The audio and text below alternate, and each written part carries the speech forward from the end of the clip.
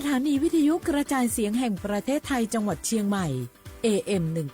1476 กิโลเฮิรตซ์สถานีวิทยุภาคภาษาชาติพันธุ์แห่งเดียวในประเทศไทย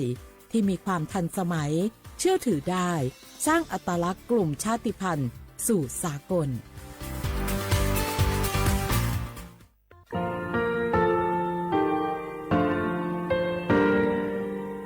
งาคือมีติปิเพกาวิเชแลงาคือติกาติชูแลติเลเพกาวิมาเฮยาค่างาคือชอยาออตุคโลกาติเชวิออคือคาติผาคาชูโย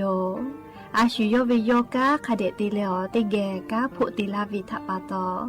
งาคือชอยาอาสติกาวิโยงาคือออตุคโลออคือคากาติเชวิอือเวอีเวมาโกติยาลิเลทอกาอายีอือเวคาชเวเพวิโยอลักวงาคืออตุคลูอคือคากาติยายามาเตียลาบิลโกงาคือชอยาทอกาอาสติมากาวิคาชูงาคือมีติปิเพกาวิเจแลงาคือติมูติสติเพเลอติกาลิเลอาชูโยเวอวูปุตาเวกันติภาคาเสติเกคาเดกากาติเชวิทัปาโตงาคือมีติปิจคิเพลากาวิโยเชแลงาคือเทโจโมโครคางาคือมียาถาตอกคปิลาตาเวปุระเวติเชเสนีเสหปามัชหปานี้งาติเชออกขอบทามัววิทยาลัยวิชาการศึกษาประสานมิตรโกเวออคโลจากเกรทาเทโจโมคุโฮคางาคือมียาถาปิยาลาตาเวตอกคติพายโย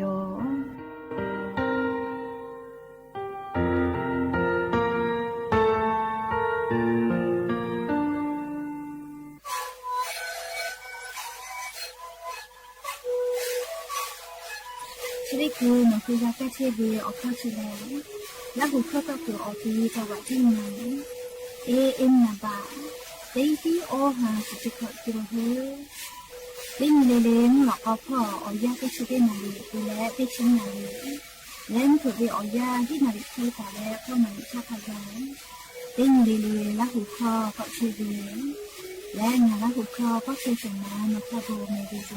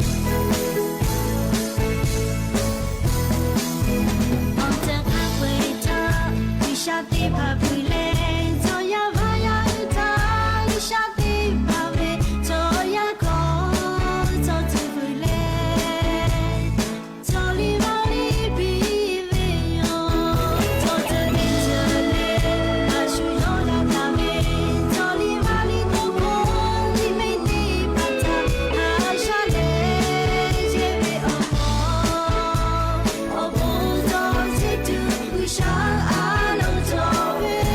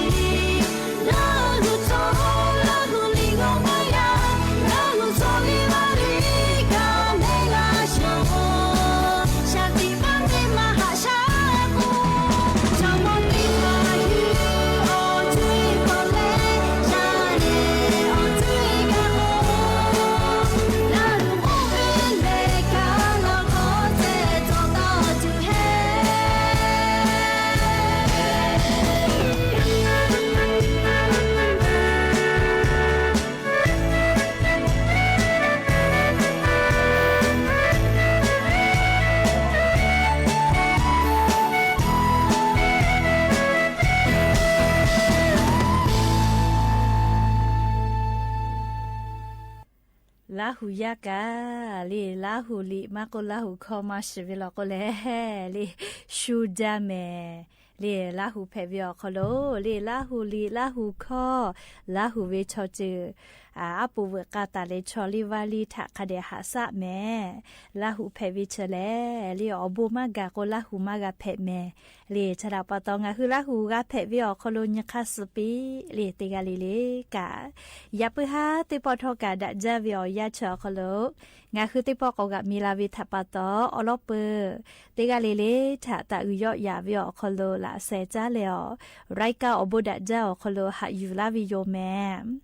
ฮับวิอวิอเนียลาหุยาค่ะพ่อเชพ่อโดเชตาวิคักคิเพเชเลนาเตกาเลเลทอกาจาแม่ดอแม่แม่กาแม่ฮาเลดอซาเชอเลนาจะได้เจอวิอยากานี่คือไทมิงกอคโลแลมุยิคอยาเพเวทัปตองาคือเตกาเลเลกาสาติตาเลมุยิเซมาคัสปตลาตาเวอานาอากอติพัทะนี่คือต่อดะเลปูกากากิตูเตกาเลเลกาจาเวดอวิเชเวจอวิเตเจเลเลพ่อกาสติตาเลอาชุยอตูยอยากะทักะเดญหาซาดักอิสิแมและยันยเวียยะเลชริซอคโลกาสเปญิญิโยยะญิเลสหะปาจุไรหะปาอคโลยะญิหะปาสหิญิลันเพวิโยและจะขอญิหินชงาขอสขอหะเวียเวียเนียละหุยาติภาโอ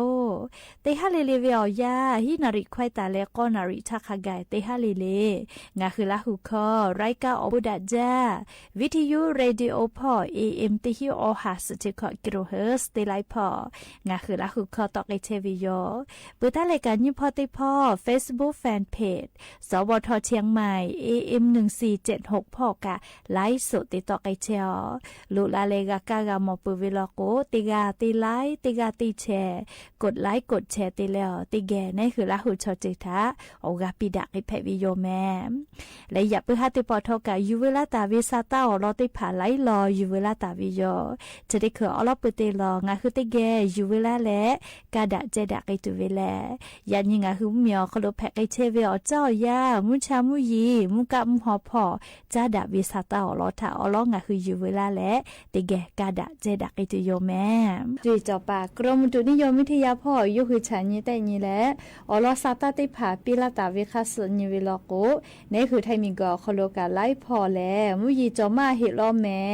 เตกะติตีลอกกะมุยีกากอลุลาเลลามาเกตุโยเจเตยามุหอมุยีลุพายุโซร้อนดานัสโกเวติดิชอลิโนไต้หวันลัดสื่อติตอพออนาพอมือลุยวิเจใครแต่ละให้ปั๊มมีเลยานีซอปอเวียยากอไกตุโยจิแม่เลยให้ปั๊มมีพอใครแต่กมุหอมุยีเฉลออกากอยอกไกและพายุดีประชันเจกอแพไกตุโยเจมุหอมุยีรู้จะได้ดีเลยพายุโซร้อนดานัสโกวิเฉลนี่คือไทยมีถามาคือลาเจเลยแค่ว่างาคือไทยมีก็คอลุตุโกเลยมุหอมุยีรู้มาลานะอยากข้ามุยีจอมาล้อแม่ยานี่กาเลยงาคือไทยมีอนาติต่อพอโลมุยีติฮาเวียสุดเปอร์เซ็นต์เคยเบหุตาลอแม่จังหวัดแม่ฮอซอจีใหม่จีให้พะเยาน่านแพร่ตากพิษณุโลกและเรียจังหวัดเพชรบุรีติต่อพอขกายยันยเวียยามุยีติฮาเวียสุดเปอร์เซ็นต์เคยเบหุตาลอแม่ปุตตะเลภาคอีสานพอกาลีติฮาเวียสุดเปอร์เซ็นต์เจไทยมีก็จะติต่อขอเปอร์เซ็นต์มุยีต่อพ่อสุดเปอร์เซ็นต์ไทยมีก็ฮอติต่อขอเปอร์เซ็นต์ตาเลสุดเปอร์เซ็นต์และลิกุติพอกาสุดเปอร์เซ็นต์เจเฮก็ยันชอมุยีญาญก็ขับพ่อพ่อโลกาลีขอเปอร์เซ็นต์ห่อมายอลอแม่ลิขอเปอร์เซ็นต์ตาเลสุดเปอร์เซ็นต์ขกายจอตาวิลอเลจะได้คือมุยีมาลามอก็ทอกากูปึงมากาเฮเลียวแล้วก็ติชนี่เนี่ยขกายเจเลงาคือไทยมีก็คโลมุยีใครติจ้าลาไกตุเวนะเลขก็ฮีนี่ตาเลติชนี่เวียยาชอเลมุยีใครต่อมาจะเฮเจอยากข้ามาจะไกตุเวแลติชตินตาเลติชนี่เวียยาคโลมุยีมาจะไกตุโยเจเปอร์เซ็นต์เลฮีเปอร์เซ็นต์ขกายโคตาวิลอแม่ลิชกาอเราเปิดติต่อคโลแพกไอเชเวเจ้ายามุชามุยีพ่อจันดาวิซาตาอเราติผาอยู่เวลาแล้วลิงอ่ะคือเวียนี่ละหุยาติผาตาเลียวอเราซาตาติผาจะเขกาลาวิโยแม่ คาเวียวเวียวเนี่ยละหุยาติเผานี่คือไทยมิงก็คอโลลอกวมุยลาวิเจนะเลยอยากข้าชุมเมียวคอโลแลเลยมุหอมุยลูลาจาวิทัปตอลินัวอเมริกามีพ่อเลยเทซัสพ่อกะมุหอมุยลูลาเลอีกะลูลูลาอีกะถูวิทัปตอชอคาเปออสเซกาสวิเจเลียมริกามีรัฐเทซัสติตอพอออสเซกาวิโอคโลยาเอกาติชงากาจิเมลีอีกาลูลูลาเลอีกาทูวิทัปตอลียาเอติพาอีกากาสวิเจลียาเอตาเลชมอทักไกกะลีอีกา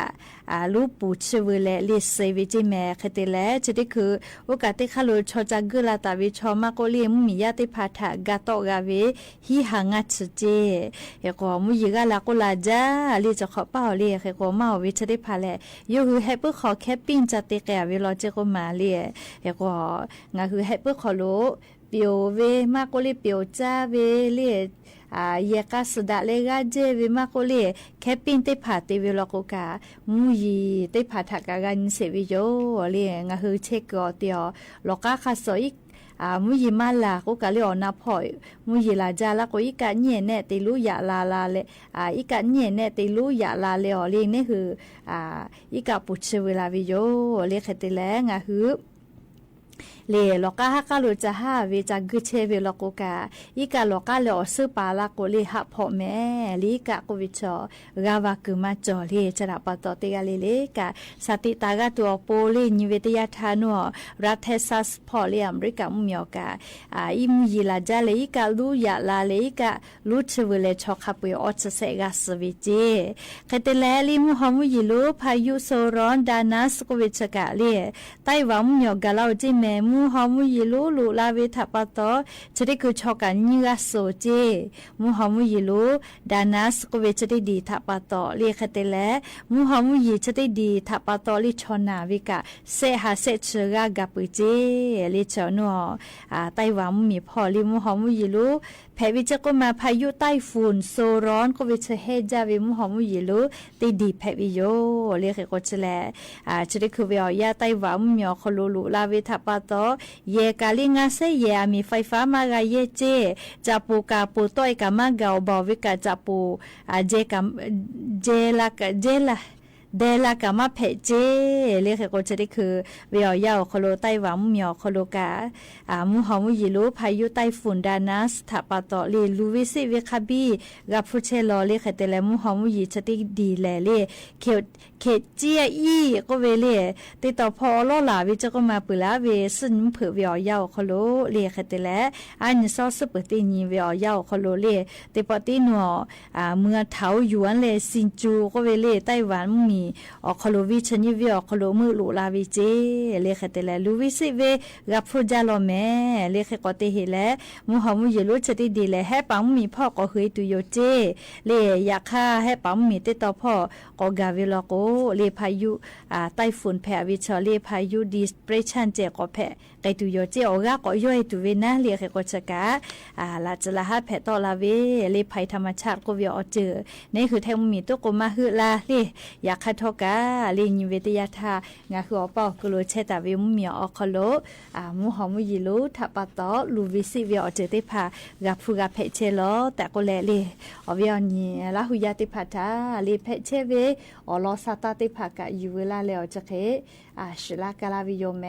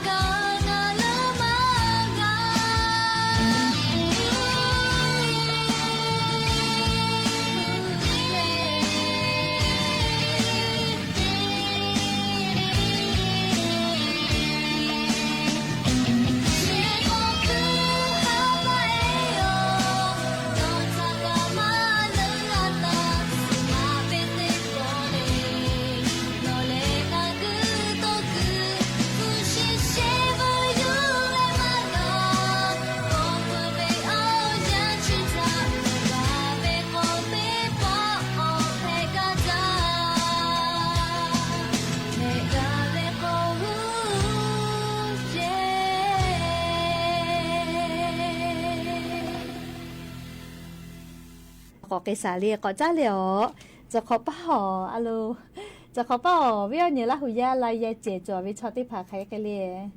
ลายยาสุนอล่ะจะขอป้าเลยงาคือแทงมีนะติดต่อพอลายยาสุนอจ้าโลเมเลยจะขอป้ามามุสกันเนาะจ้าเลยลายยาสกันเนาะจ้าจะขอวิวยาวขโลเลยลายยาสุชกันช่วยเตเมจ้าอยากค่ะกะคือว่ามือมาจ้าเมอชอมาจ้าวิเลยลายยาสุชกะจ้าเราก็วุปีหอมก็กะหอลาวิเมบ่าวว่าแผ่วิชอติผาเราก็จ้ามาแผ่เลยลายยาสุชอชอจอมาจ้าเรียกก็จะเขาป้าผู้ใครไกตัวให้เลยอย่างนี้ไงซาตาติผาอยู่เวลาแล้วเอาวิญญาณละหุยาติผาท่าเลยอ๋อเราซาตาติผาก็มาดักกาวิโยเลยลายสงะคือจะเขาป้าใครไกตัวเลยจะขอนี้งาหาขอชี้ขอวิอยาวขอโลเลยนี่คือไทยมีอ๋อนาติต่อพ่อโลลายสนอจ้าเลยลายสนอจ้าวิทัปโตจะขอเป้าแลเรียกขันยันยก็แลลายสอบพวกใครก็ให้เรียนรู้ดอกจะขอวิอยาไล่กันมันจะจะก็มาคือจะก็กันแม่ไกเจอามาเตเลียก็เรียจะขอชออิชิมาชิเตเผาพวกใครเดมาจวิทัปโตเรียไล่กะดอหาวินะเรียก็ชองาฮือจังหวัดจิมายอคโลเวเรียสำนักงานเศรษฐกิจการเกษตรที่1เชียงใหม่เรียอยู่กับอลอซาตาติผาปิลาเวงาคือแท้เหมียวนาติต่อที่จังหวัดอคโลและยังมีติมาจ้าเวจิแมลี่จิใหม่ลำพูลำจิใหม่ลำพูเชียงรายพะเยาลำปางตากแพร่และน่านเรียจังหวัดชะได้เผาคอโลและยังมีติมาวิโยอยากก็จะขอเป่านิเวศยาทาเรียงคือแท้มีอนาติต่อพ่อโลเรียลายามีเตียเวเรียเตลานิเซอมือเซฮิสหาฮิชอะไรใครจะรอเจอาจจะยอเราวิเจอันนี้ขอชอไลกาเลลายสกามาโนเลอพวกามาดาปิเวทัปโตทูบาเลอเกานิเวอิสเตผากอติไกเวกามาเลคเตเลจะขอป้าลายามีเตียวิชาอาจจะขอยอลาวิเจอาจจะอันนี้ขอมาจะมาจอเจเลอแล้วก็อพูมาจอลาเวทัปโตบึเวนะเลไลกากาบึเวนะแล้วก็จะขอป้าญาณิเวชาเลลายสเลสเซอมือขอฮิเซหากอชเซชกอตังเคกาลาเฮจิเมลีอันนี้ขอป้าเกกามาตุอยู่เฮเจลายาสเลียวแล้วก็อันนี้ขอชอลายาสเคตตอมาหนอมาลีอยากให้จะขอป้าลายาสหนอมาจาวิทัปโตเลลายาสมาจาตุอยู่เฮเจลีจะขอป้าเลียละเคสเซอมือตานพะเคกาเฮจิเมลีงาคือแทมเมียวนาติตอพอโลเฮกอนิสาเลสหปจุเรหปนี้หิงาหาขอจีขอเลียลายาสติผาเลกาเทเมลาเชโอเลอาจจะกาซาฮอลาเชโอเมเลจะได้คือวิอยาลายาสเลียแค่ก็จะได้คือลายาสผู้ใครไกเลโกเลลายาสเลียดาจาวินะเลอดีค่ะเดแพเวเลเกรดเอบวกเจอลูติเสเมเลจะเวติเกรดลอกเลจะได้คือติกิลูเวออชบากาวิเจเลอสลูจาวิโกโลเลดาจาวิเลอดีลูค่ะเดแพเวนะเลบวกก็เวติหมูเชเลติกิลูเวออชบากาวิเจเลชอสหปาจุเรหปาคโลเวเมเลยกว่าญาณิเวชจะขอป้าเลอพูดาตุอยู่เฮเจเลลายาสนาเลยกว่าดาจาวิบวกกว่าออชบาเลเบื่อเลกาลายาสุเจียเวนะเลเลเจเวนันสุขบะเจเบื่อเลเกรดก็เวติเมเจก็ติฉบะเจเกรดบีขอบะเจเกรดซีตีใบจีเมลีอีจาเวนะลายาสือเวลาก็แลเลียวพูมาเชกาตุอยู่ให้แม่เลียก็จะกาจะขอเป้า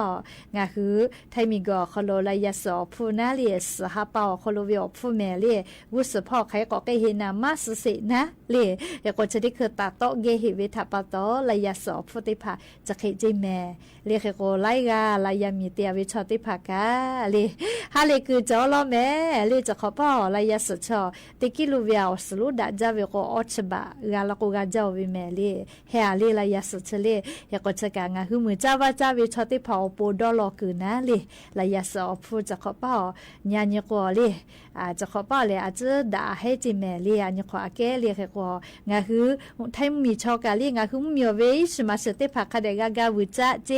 สติคือเราก็เลยมังคุดลีอะโลหักก็จะพูมาจอเวียมังคุดลีงากิลูกา ตีหากูกะฮอเชหมอก็มาเรียมาคุเรียออกิลูตีหางากิลูตีหาก็เลยฮอเชหมอจะขอเป้าฟมาดะรอก็เลยเรียอยากก็จะกะเรียมือจ้าว่าจ้าพอลายาสจะขอเป้าพวกใครไกตัวเวอเข้ารอติผาอยู่เวลาเลยงะคือรักหุยาติผาถาจะเกชิลากาลาวิโยแม่และอย่าเพื่อให้ติปอชิดากระดาษตัวเวอรอซาตาเลจะใครไม่จะได้โยแม่ลูลาเลกากาพอนาเลอโอกาปิลาเชวิเตกาเลลิกาอบูจาแม่ติกาเลเล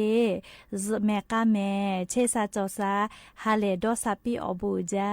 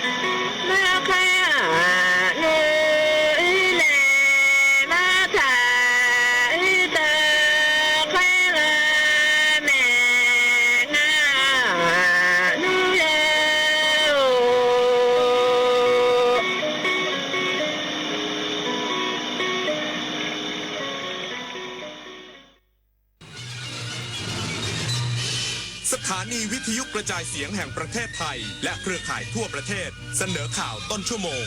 รู้เร็วรู้จริงเกาะติดทุกสถานการณ์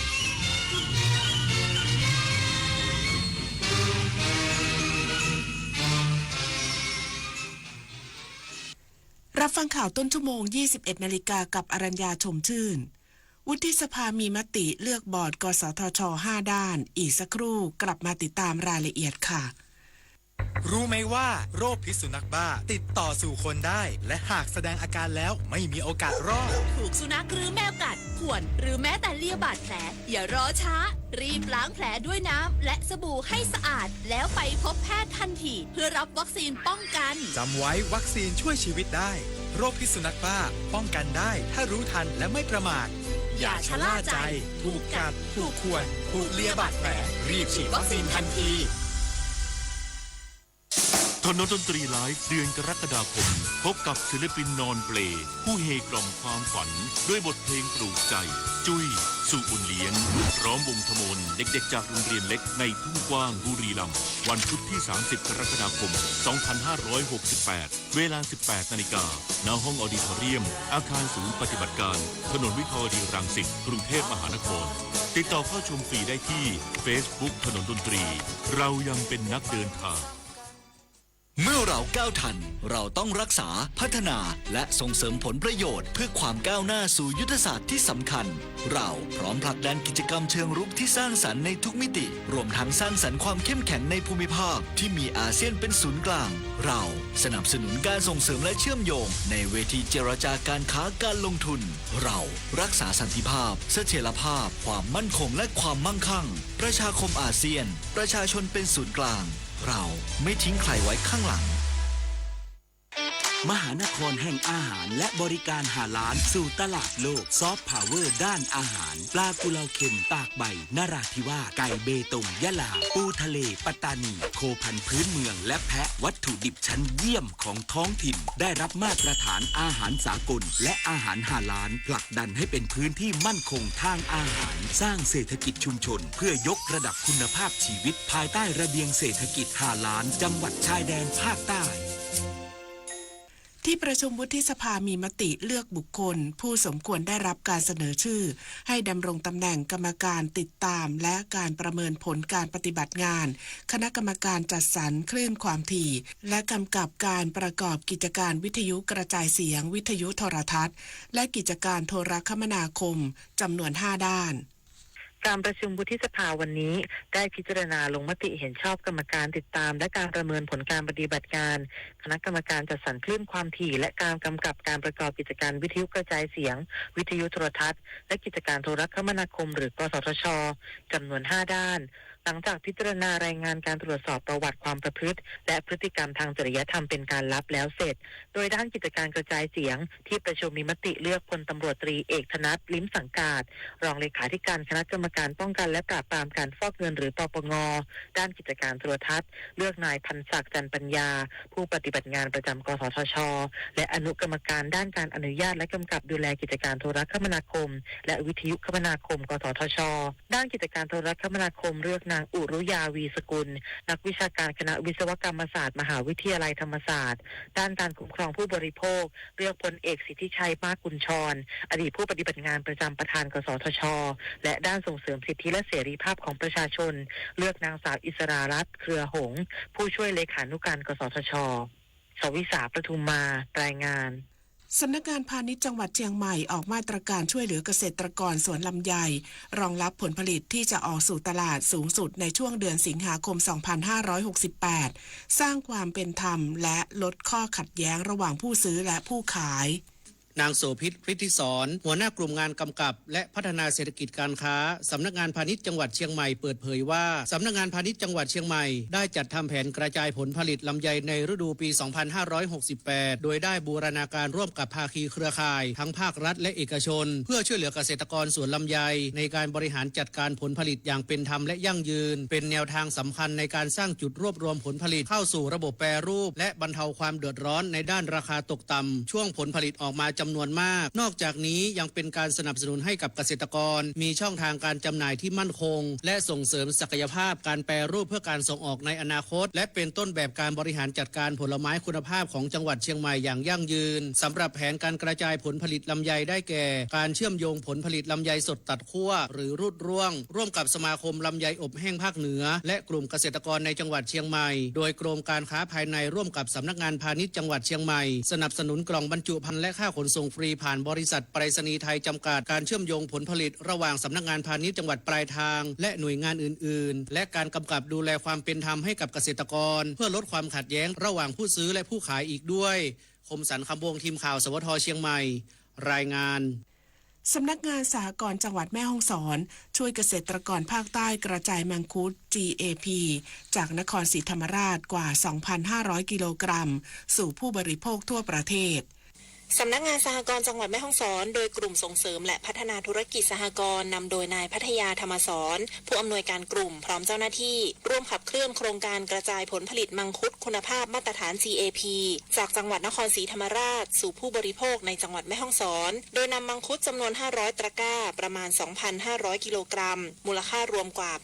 82,500 บาทจากสหกรณ์การเกษตรพรหมคีรีจำกัดจังหวัดนครศรีธรรมราชมาจำหน่ายในพื้นที่จังหวัดแม่ฮ่องสอนเพื่อช่วยบรรเทาปัญหาผลผลิตล้นตลาดและเพิ่มช่องทางการจัดจำหน่ายให้แก่เกษตรกรผู้ปลูกมังคุดความร่วมมือในครั้งนี้เกิดจากการประสานงานอย่างใกล้ชิดระหว่างสำนักงานสหกรณ์จังหวัดแม่ฮ่องสอนกับหน่วยงานภาครัฐภาคเอกชนและเครือข่ายผู้ประกอบการในพื้นที่โดยได้รับการตอบรับจากประชาชนเป็นอย่างดีส่งผลให้ผลผลิตมังคุดคุณภาพถึงมือผู้บริโภคโดยตรงในราคาที่เหมาะสมพร้อมทั้งช่วยสร้างรายได้ให้แก่เกษตรกรในพื้นที่ภาคใต้ได้อย่างเป็นรูปธรรมขวัญกมลชื่นสนธิพันธ์สวทแม่ฮ่องสอนรายงานจบข่าวอรัญญาชมชื่นอ่านรับฟังข่าวครั้งต่อไปเวลา 22 นาฬิกาค่ะ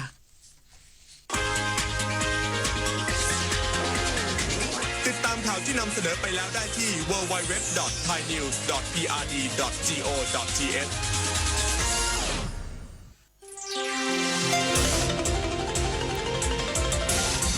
วิทยุแห่งประเทศไทยให้ความรู้คู่ความสุข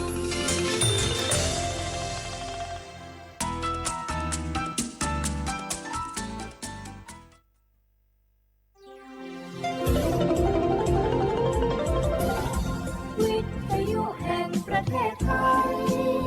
ให้ความรู้คู่ความสุข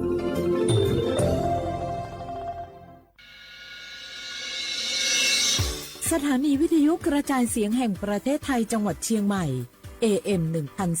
1476 กิโลเฮิรตซ์สถานีวิทยุภาคภาษาชาติพันธุ์แห่งเดียวในประเทศไทยที่มีความทันสมัยเชื่อถือได้สร้างอัตลักษณ์กลุ่มชาติพันธุ์สู่สากล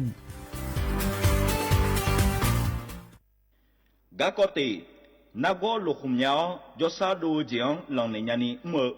สปสชยอนาลูกดูยมือยศดูละยาวนักโลคุมยาวอุตายศดูเจียงหลังในยานีลัวแม่ซาพิลัวเดอฮอฟูเจอเดอกดูเฮลวยยาแม่ซาพิอปดัวมาเมื่อเจ็บกิลันยังลาและอันตสาวเนชดเชอไอโอดินยศดูนีหลังเนอแม่HIV อามังเนจังมาบิญอยกดูยากาบิอขามเสดอังเชหอชีโชอุตาลาซาเมสิญญาเจมอนาสปสชติซุมจำยอสปสชเขตหนึ่งเชียงใหม่นากาจำยองาซุมญีเยงาซุมงปโยดามโอเดนากาตีโกจำยอนึมานาโกนาลูเดนากาติซุมญีซุมโยกานาลูกดูไม่ได้ฮัลโหลสวัสดีครับพี่น้องอายุอันนี้เดือขยาวโฆษณาไกกะกอสถานีวิทยุกระจายเสียงแห่งประเทศไทยจังหวัดเชียงใหม่พบปานเนอบีเคฮอมอนาแอออนหลิญาเมเจสถานีวิทยุกระจายเสียงแห่งประเทศไทยเฮนาอย่าซินก้อนบีดูอย่าล่อนแต่ช่องหางละหาเชลกะปอจากกันเนอดูพ่ออีสอนีกามาเล่าเนกามองขากากายกุญญาอายุเนียวโฆษณาบีเกหมอญาแลนึงมาอ้อนนานากาไงเหลียวเนไงชอนยังอายุเนียวนากาสังโบนาขอนี่จำยองาซุงนี่สีโกจำยอโกเย่และงาเดใจที่โบนาขอนี่จำยอเวนี่โกเย่งาสีเวและงายีเนียวมาเจอเกญา我是下面看cha cha menu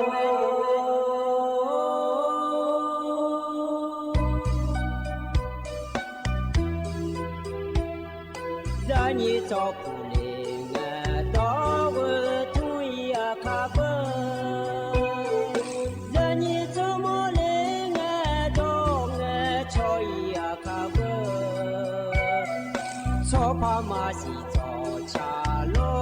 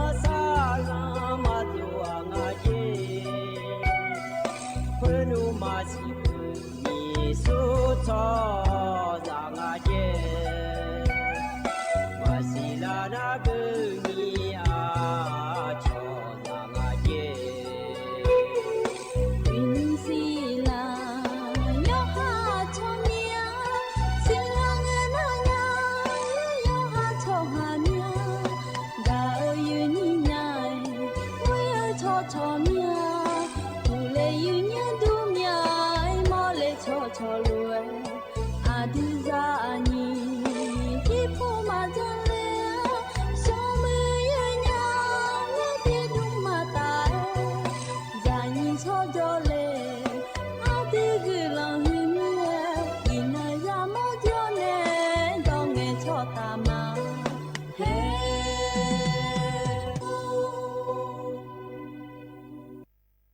อุดุทมายืเนียวยมจีแกยืนี่ในพยาทนจุลาแม่ยืเนี่ยยมินาลุทนจุลาโลอายามนาลิทิลากาดูนาลีเวลานเนเชลังกนีทนจุลาเนก็กอติเจจื้อพยาจากาในละแม่ยืเนี่ยยมจียืนี่ในทนจุลาอเดอขาอันนองนาฮาลาทินังกลางาอีนาบาลาสีนาคนนี้เชลาและคูสีอาโหนาคนนี้เซติโฮมิชเมออันนองนาคนนี้ว่าคังกันนังกลางายืเนี่ยวัที่เยงันนังบาลาสีเสียงสิเลกาคนนี้พังยาตาโกเชเย่โหอายามที่นาสาที่น้อยเบียร์จีอีกอยู่ดูมาควายยืเนี่ยอินน้อยวัที่เยกุลาสมัยหล่อยืเนี่ยเดือขยายเธออายามปลุกช่างคอหลัวหล่อจิมาสมาแล้วหนูนาคนเนี่ยเขาละนาคนนี้ก็กอยมือโดเลยช่วยแม่ยืเนี่ยยิ่งจีก็ดูแต่ก็รู้จดามาหล่อยืเนี่ยบลาสีเสียงวัที่เยงันนังกุลาเฮ้วัที่วุฒินนาคนนี้วัที่เชยนาเชตียนาเชนียนาเชสุมยานานากงงาสียืเนี่ยสุนนดูหล่อยืเนี่ย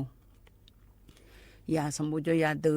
มหาวิทยาลัยพลันจอเลเดนาที่เดือนนาที่กานามันหายเนี่ยคนนี้ยาเธอกาเธอโมโหละฮึดาวปะจกขาวเดินน้ำอย่างนี้นาแม่หรอคนนี้ที่กานาโคโรนาคนนี้สมบูรณ์โยเทนาชอกิจกรรมและลอยยืนยิ้วฮึจียาและละดูแม่ยืนเนี่ยสมบูรณ์โยไอยามเมื่อละฮึยุ่งขันนาหรออยู่หายาสมบูรณ์โยกะแกอยู่ข้าๆกะบีลอยยืนยิ้วอยู่ว่านาลูกะบีไม้ลอยยืนยิ้วยุ่งจีก็ดูยืนยิ้วในทางจุฬาเนี่ยก็จะกันเนี่ยที่เจ๊จื้อที่จะกันเนี่ยจะแม่หรอเดินในชักกะบินาหาแล้วหรอน่าเธออาศัยไงชิกุกะและบินาหาดามายืนเนี่ยยุ่งขันหน้าคนนี้ว่าที่โกนในลอยยืนยิ้วแบบว่าที่เช่นนี้ก็นี่อุเยดูมาเยงอาเจเดยืนยิ้วเดดิมาผ่านเนื้อเดที่กานาอีสอนยังอาเจยืนยิ้วขณะอีจูพูดดังเบียงเลยเดินลอยอยู่จอนาลูอยู่หาดังเบียงเลยจะหอช่างล้อนาคนนี้อยู่ข้าช่างแต่ดาเจเดโชเยวชาก็ก่ออยู่จะกางาเลยลอยยืนยิ้วอยู่จอนาลูเนลัวอากูจิงาเลยเธออีจูพูดในดังเบียงในจอยพาเดินนาลอเมื่อเธออยู่หาจิมพาเดินทะเบียนบ้านพูดโลทะเบียนโลเธอยมยาเจยืนยิ้วเสือเธอรอยืนยิ้วชดชักพอในอยู่หังแน่ทำผู้ทนเจียวโลแล้วยายุถาเธออยู่จิมันนาหมอจุกอีหมอเน่เงินเดและใบหน้าผู้หลาตัวเธออยู่ข้าจิมฐานเน่ผิวซื้อยมุพาจิมฐานเน่เทละชลานาก่อนนี่อยู่หันในแหลมถาเธออยู่ในช่องอายุลือแล้วก็กะยาเลยและมาสาพายรอยืนยิ้วเฮยอยู่ข้าเขาลือดาลออีนวันตั้งแต่เงินเนี่ยเดินในชาติกาติอยู่ตะกลุนหาดามายืนเนี่ยอันนี้มีในชาติรอยืนยิ้วมาเอาวันนึกมาชอและชาติเธอตีตะกลุนหาเบียดามายืนยิ้ว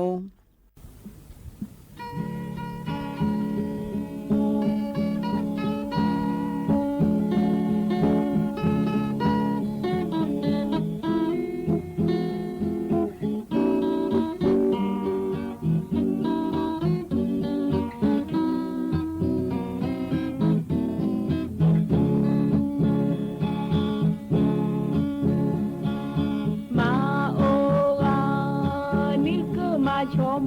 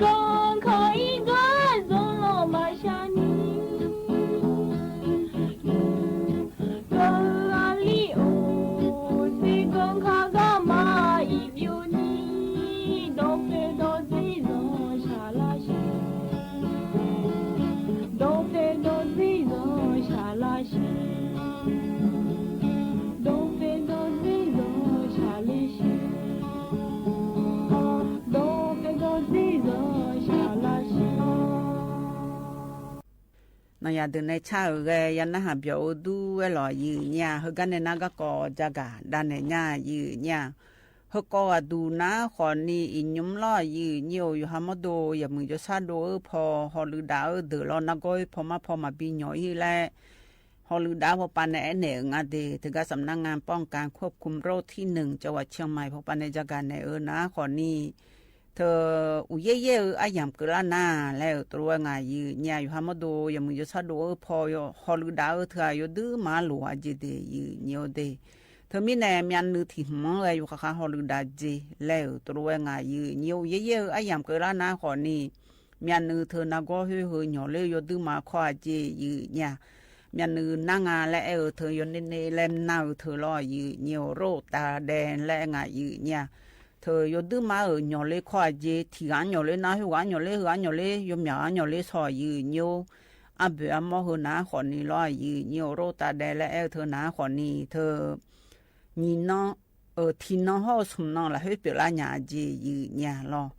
น่าเธออาช่องหน่อเลยหยาเธออยู่หาหน่อเลยดองเป็นไงน้องในหิบะนี่จอละหิก็นี่หน่อเลยจีชื่อน้องลอยยืนเยียวน่าก็ในน้าขอนี้เธอก็น่าลาหนาลอยยืนเยียวอยู่หน้าเธออยู่หน้าจียืนจีมีเนื้อจียืนอยู่หาปีผาไงแล้วเราก็ในน้าขอนี้มีเนื้อพี่แล้วไงจีน่าก็ในน้ามีบีดูเลยจียืนยาก็น่าก็ในน้ามีเนื้อเฉดดูลาจีเฮก็ในน้าขอนี้โรตาได้แล้วเปล่าไม่จีลอยยืนเยียวอันน่าเธอที่เดือนน้าลอยยืนเยียวมีเนื้อโคโลนี่นางอะไรที่เดือนน้าขอนี้แกฮึจีมีเนื้อตัวอันในเปโลเลยลอยยืนเยียวอันน่าเธอที่เดือนน้าขอนี้มีเนื้อหน้าดึงอยู่หาฮึดในลาจิกาอยู่หายาลาจิเลนอยู่หาอะไรในอยู่หามีนึกพูดลาจิลาโลเลยเหตุโลกาหยอดในฮึก็กาเบียมอลาหยอลาหยอทางกาลาเล่ทางกาอยู่หาลาจิเนลาเล่คนนี้หยอลางานเนี่ยยืนนี่เธอมีแนวโรตาเดเธอหนาลอยยืนเธออาชเชื้อไวรัสและคุงอาเบียมอเธอหยอลานาลอเธอมีนึกพูลาเจเดอยู่เดมีนึกหน้าเธอหน้าลอมีบีเยจีอันน่าก็ในหน้าขอนี้เธอหน้าบ่พูดอันต่อตอนนี้ลออับเบียมอเธออันเลยหน้าบ่พูดอันต่อตอนนี้เธอพูดละหน้าจีเดยืนเยอะเดอุเชขบวนน่าก็ในหน้าขอนี้หน้าเบจัวจีน่าก็ในหน้าขอนี้มีนึกเฮยบย้ายสมจักรมาหอญาจีเดยืนเยอะเดชอบแบคทีเรียอันงาแล้วตัวงาแต่เธอลอยยืนเยอะอยู่ห้าห้อนะขอนี่เธอมีเนื้อสันนิษฐานพิลาหรือมีเนื้อมากาเลนี่ตัวแวงานเนี่ยยืนนี่เธอมีเนี่ยมีเนื้อหน้าเหรอที่เดือนนาลอยยืนอยู่ห้ามีเนื้อแม่เชื่ออยู่ยืนหลูหัวแกอยู่ซื้อหลูหัวแกเจน่ามีบีเยน่าก็เนี่ยน่ามีเนื้อเหรออยู่ล้อมีเนื้อแม่เชื่อดูเลยกึกก้าหัวขอนี่มาหัวมาลาเจยืนเนี่ยแล้วตัวเองอาจจะเธอลอยอยู่ที่เดือนน่ามีนึกไม่เชื่อมาดูอยู่เธออย่าพี่ลาเนี่ยมีบีแต่อยู่จีเนี่ยอายุเนี่ยคำมือแล้วมีนึกคนรู้น่ารักไงจ้าแล้วฮอลลีดาวเธอน่าลอยอยู่หาไม่เอาเธอก็ยังอยู่มือเธอน่าลอยอยู่น่าเดินไอ้ที่จีกันเนี่ยไม่เอาทายยุ่งตาเจเธอก็พัดเจผู้หลาโลแล้วรอละสีพัดเจเธอลอยอยู่น่าก็ในน้าขอนี่เธอมีนึกหน้าเดือดแพลอจอหน้า อยู่จิมันนาไงแท้เฮ็ดเดินในละจีก็อยู่หายาละจีแล้วขอยาละเบอยืนี่เฮอยู่หาเมียนเนื้ออันละนะหุ่นอยู่เลยสอยเมจียืญาถึงมีแน่อะไรอยู่บัวสู้ๆจ่อๆจ่อๆนาลูยือยู่เทียมทันเนี่ยละยืเทียมทันละยืเจอยู่หาละหุ่ก็กะละจีอยู่นะละมายืบุนี่เมียนเนื้อถ้าคือเจยืญาจะโตๆผู้ละจีเนี่ยหาแม่ดอนนะหาแมวปัญญาเลยคนนี้เลยยังอันเนี่ยยืนี่น่าเปียเดินน่าล้อยืนี่อยู่หามาดูเขาขยันเจอ่ะช่วยเขาผู้ว่าก็ถ้าจ่อเคยเจชนแน่น่ะอยู่ใช้สอนนี่จุกถ้าจ่อเจแล้วตัวงายืเนี่ยนาก็เนี่ยนะคนนี้เมียนเนื้ออมอผู้ละมาบีอังลาเนี่ยอยู่วันเนี่ยคำเนี่ยแล้วอยู่เขาพักคำเจอยู่จิเมียนนะเมียนนึงพนักก็อมอผู้ละพักบีอยู่อันนั้นก็เจอยู่ดึงมาเดลาเนี่ยอยู่อมาทะเลเจยืเนี่ยนาก็เนี่ยนะคนนี้ถ้าก็หมอจุกอีอันเนี่ยรอยืเนี่ยชมหมอน้ำตาเทียมและงามเนี่ยบีจับเหมียวผู้ละตัวบินเนี่ยละและตัวยุ่มนะคนนี้ไทยถ้าก็ชออยู่หาเมียนเนื้ออายุผู้หลายเยอะเมียนเนื้อเธอแหละอย่าเพี้ยนแล้วน้องเล่าหลุดตัวเธอเหมือนดาราญาไม่เจียชอบน้ำตาเทียมและคู่เธอเกิดน่ารอยืนยิ้วเฮ้ยยืนยิ้มจะกันเนี่ยอัดดำไปตีเนื้อยาเดินในชักกะทิตีตะกลวยพันนาหดามายืนเนี่ยเฮกันยุ่งบินนาหดาเฮนะคนนี้อันนี้อาคาเล็กขอมาในชาวรอยืนยิ้วอัดเดือขาดอยเบียวเนี่ยเลยและชาวเธอตีตะกลวยนาหาเบียวดามายืนยิ้ว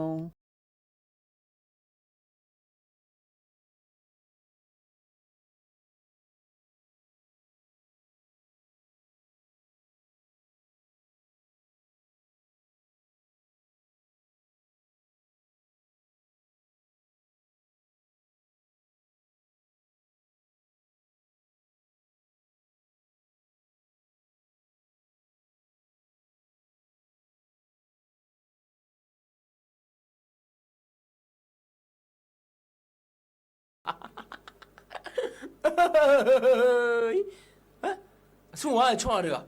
这看就可呢。么好个都，说来喏，嘿，那李强嘛咯，你查，啊，这铺呢就嘞，带他看铺呢就看来呢。哦，喏，那带他就没，来喏出面接嘞，你来，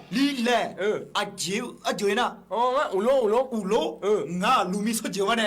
俺家个国家人多呢，个国家人，当年么多了俺家。嘛都了没几家人，都了没很久了，哎呀这边呢在公园那就家嘞，啊，来好家没呢？哎妈，俺那了还来家嘞，在家嘞，咦，那个我家去，哦，今天我也嘛是咱样么大就是。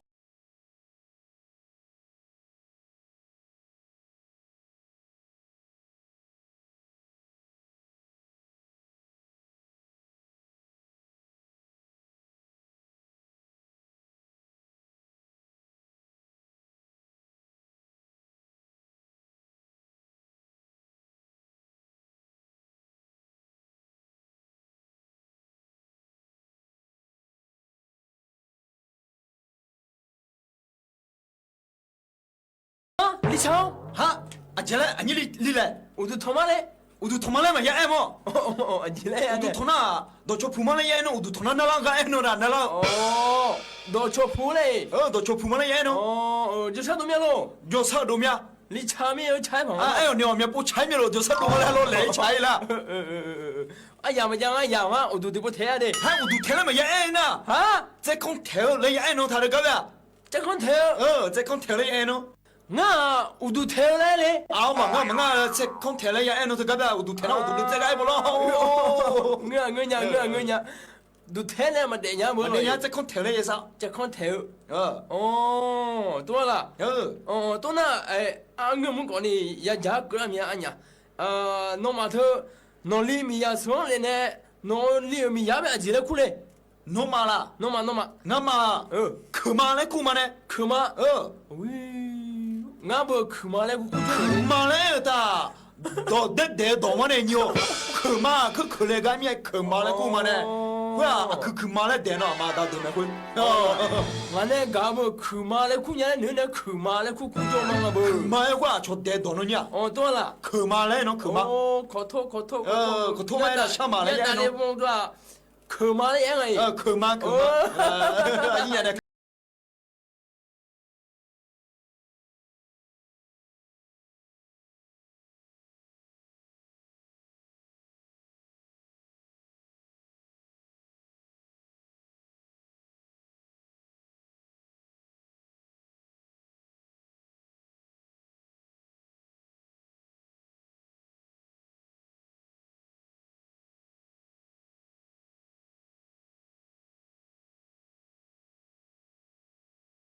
อาจารย์อันนี้เลยแล้วเขาเจอห้องน้องมันน่าหาเจอตัวเนี้ยสินะก็จีบนาอะไรไปเลยเขาเจอแล้ว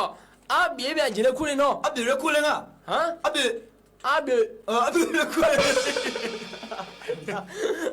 เบียฮะมิวมาดูเลยยอดน่ะจีบกันเลยวันนี้งั้นมาลุงเงี้ยมีเนี่ยเบียคุณมาไปมาสิเบียงั้นเบียแล้วคุณเลยตัวมัน有钱呢行得了กูแล้วมันยังอะไรฮะกูก็นอนในที่จีนบังก็แบบกูตีก็อะไรเลยจ้ะจูโอแล้วกูมันเนี่ยว่า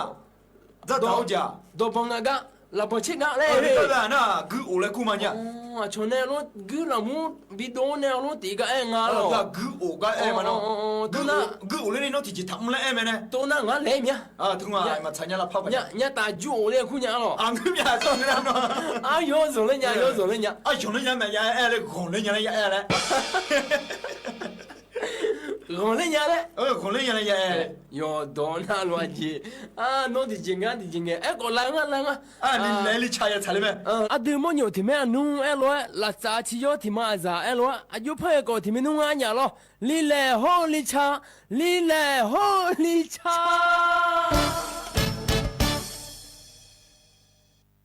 ยันน่าเบียวดูอร่อยเนียวเธออันนี้อาคารเล็กของอันในชายันน่าหากันเลยกันในนั้นก็พระจักรดันในญ่าเนี่ยเฮก็ดูน่าล้อเนียวเธอก็เจ้ามาเมื่อละเฮน่าอุเย่เลยน่าแม่น้ำปีเธออีจูดำจงล่าหน้าแต่อีจูเฮก็ดำจงล่าอยู่ฮาเลยเธอดำจงเลยยมยายาสามแน่นี่ก็จะเลยคนนี้ล้อเธอมีในจินุหัวดูนะคนนี้ยังก็ยามเกล้างานแล้วรออยู่อีสนี้ดำจังเลยอายามเธอมาเกล้าหือรอไอ้ยุ่งค้างอยู่ข้างหอลือดาลุง่ายเนี่ยเธอก็หอลือดาลุและเธอหน้าคนนี้กึกกเธอมาทานนี้อีจูดองล่างานและอีจูดองเลยนะก็ไล่จูเธอก็มาบีดองมาบีจานเนี่ยก็ไล่บีนี่ก็หอลือดาง่ายเนี่ยเธอก็ประตูกักก้อมและกูก็รอเนี่ยอำเภอเมืองจังหวัดเชียงใหม่ละเฮ้ยมังกันเจตลาดกก้อมและครัวเธอว่าสีปีเมื่อเธอเดินน่าลอยอยู่โจน่าลุยสาวเบอร์เธอชอนเธอล้อฮอลูดาลุงอาเดยเนียวเดเธอการในสีว่าบัวป้อนและครัวรอผู้ว่าราชการจังหวัดเชียงใหม่ฮอเธอปาฮอลูดาเดเจเนี่ยรอเธอการอีจูผู้หลัดดำยองเลยไงเทียมทัดดำยองเลยแล้วสาวดึงอย่าฮอลูดาลุงอาหรอนาถึงก็ฮอลูดาลูเธอหน้าคนนี้ว่าที่ส่งเวลาสีละเฮก็เจอเลยหน้าลอยเนียวเธออายุกันเนี่ยฮอลูดาญาพังอาและไอจุมาบิดอมยองนี่และบิชอเชมาเจเนี่ยบิชอเชมาเจแล้วตัวเองอ่ะเธอก็ชอเชกันนะลอจังหวัดเชียงใหม่ละเฮเธอเขตอำเภอเมืองแล้วไงแต่เธออำเภอเมืองละเฮลอกาจุดอมยองเลยอย่างอะไรอยู่กานาลูบิชอเชลอประตูหายาประตูกะก้อมเธอก็ลอยเนียวประตูก้อมแล้วกูก็ลอพ่อเธอชอเธอน้ำท่วมขันในเขตอำเภอเมืองจังหวัดเชียงใหม่ห่อชุมชนแล้วไงแต่ยังร้อนแต่ช่อยดูยางลอยเนียวยกกันนาลูบีชอเชลูมาเจแล้วตัวงาบีชอเชมาเจว่าที่สุ่มกันเจอเหลียงกันน้องน่าก็ในน้าขอนี่ยันเลยมันดันนาพายเจียก็ทุจูหัวก็ทุจนองแล้วลอยเนียวเฮอโคลาจอนเนี่ยอีจูดอมยองเลยไงมายาสาพายอีจูดอมยองเลยนะอีจูเอาโคลายืดดูญาผายและจักรเนี่ยก็กองงาเนี่ยใจที่ก็ดูเนี่ยพระจักรเนี่ยนะชมหมอในจักรเนี่ยงาเดียเนี่ยเดียหมอในจักรเนี่ยนะคนนี้หมอนะคนนี้ทกาในแพทย์อาคมชัยวิระวัฒนะและคุงอาแต่ยอดนะคนนี้ผู้อำนวยการสถาบันสุขภาพเด็กแห่งชาติมหาราชินีงะยอดนะอยู่คือเลเทียงงาเดียเพื่อในจักรในนะคนนี้โรคไข้หวัดและไงเนี่ยโรคไข้หวัด อาเบอมอนาขอนี้เชื้ออีฟลูเอซาและควาจียีเนี่ยเฮนาขอนี้สาวพอหน่อยจีอยู่หาสาวหน้าก็ในหน้าฮัเฉอเลยหาแมวปันในดูเลยดูหาอยู่ก็อยู่ตัวอายุขอเปียและรอยีเหนียวหน้าหน่อเลยหน้ารอยีเหนียวเธออยู่หาสาวอ้องงานในอยู่หาหมดดวง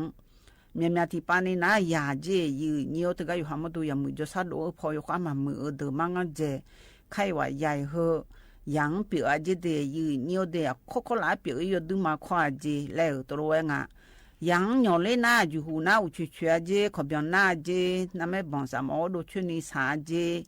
นั่นไม่น่าจัวเจยืยังก็เนี่ยนะคนนี้มดโตเหอมาซานี่มดโตกองหลวดัวเจน่ายากามาเจยืเนี่ยน่าก็เนี่ยนะคนนี้เธออยู่หาผู้ปกครองเดือดและงานรอมาดาเดือยมุพาไงแกดองยาเทียเจถึงไงโจยขานาแล้วตัวงานยืเนี่ยโรคไข้เลือดออกที่เดือดเดยืเนียวเดเช็คก่อนในก่อนในเปียรอยุ่งค้างหน้ายายุ่มยาอยู่ข้างๆช่างเทดังอาเจเดถึงกันเช็คก่อนในบีก่อนนะคนนี้ก็ในน้าเสียงเลยอ่อนในก็ในน้าคนนี้นี่น้องห่อสีน้องละเฮ้ยจะสามารถดูนี่เปียร่างอาเจเพียวเดือดรอไข้เลือดออกเปียเธอหน้ารอยืนอยู่อ่ะเพียวดูมาเพียเจยืเนี่ยเธออุดช่วยก็ช่วยนั่นแม่น่าจูรอยืนเนี่ยานาว่าซากะเจลามาเชโลหอยมาจามอเจนายามดูเอกว่าเจยืเนี่ยลามาเชเจแล้วตัวงะทีเดือนนั้นเอาเปเปอเจเดยืเนียวเดทีเดือนนั้นเอามานาลอยืเนียวนาก็ในนาคนนี้เธอทีเดือนนั้นนาคนนี้เธอแหละบาควงมาตุลาญาเจแล้วตัวเองยืเนี่ยนาทีเดือนนั้นนั่นไม่บอกพอสิพัดดูเลยญาสิเจเดยืเนียวเดโรคไข้เลือดออกนะคนนี้ยอมที่กองเดยืเนียวเดเธอมีเนี่ยอยู่หาโชคกะลาเดือเปียนะอยู่หามาดูฮอลูดานยังานเนี่ยคนนี้ยังเปียนะรอยาเธออยู่หามาดูอยู่หามาฮอลูดานยาเมียอยู่หาโชคกะลาเดือยมือพายฮอลูดานเจยืเนี่ยน่าอยู่อันเนี่ยคำดาวแรงเงินน่ะรอยืเนียวทกายังวัคซีนเธอบิจอและเฮอเธออยู่จีนอาลูบิจอกูเจเดยยังไงหัวยอีวัคซีนจอยเมลอยีเนียวอยู่จีนอาลูจอกูนะยังนักก็เธอหย่อนเล่งานแล้วอีสันนี่มาเดเลนี่เจยญาเจแล้วตัวงานยีเนี่ยนักก็ในนาคนนี้เธอเชวนยืดจ่าเธอล่อก็ต้องช่วยเชวนยืดบิจาเจช่วยอยู่พูดเรียกก็ถ้าจอเจอะไรสันนี่อยู่บุจอเจอยู่จอนั่นลูกแล้วตัวงานยีเนี่ยน่าเธอยังเปลี่ยนเลยนะล่อชอATKแล้วคุ้งอาเธออยู่หามาดูเปลี่ยนขอมืออยู่หาโคบีเปียวมาเปียวแล้วกูเขาATKเธอในไงพากูเขาเจยืเนี่ยรอยังเปียวนะผู้ปกครองเดียกูในงานในยืนี่อาจจะมีในแรงเงินนะขอนี้อยู่จิมันนะโควิด19นั่งก็ขอยาลูเมียโควิด19นั่งก็เปียวนะอยู่หันในกูยานะอยู่หามาดูอีสันนี่มาบิดเลยมีในหมอจุกายในละสัญญานี้แหละจากกันในก็กองง่ายยืเนี่ยเฮกันในหน้าเธออันนี้มีสูในชาหรอยิ่งไงในบุโลโลชูละที่จอมังเงเลยยามเมาและชาเฮตีตะกลุนหาเบียดามายีเนี่ย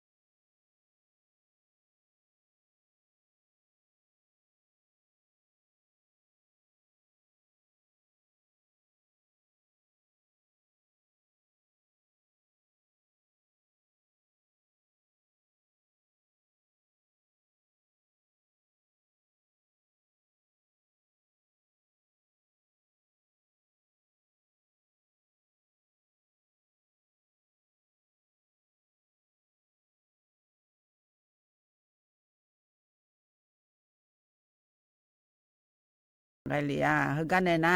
อาชิกุกะเลพนะหาดามายีนิวอายามกะจีเฮลอก็อาชิกุกะบินะหาเฮนะขอนี่เธออุโสหปาดัวสอนในชาเทียยันนะหาแต่รอยังจีนะดัวสอรอดัวสอนในอาชิกุกะยามหายาลัวตะกอลุนะหาเปียดามายีญา那米罗罗嘞，原来我会不，去上啊，我会不去上啊，米么家个马来面米罗，一罗罗嘞呀，来我会碰到一个马来啊。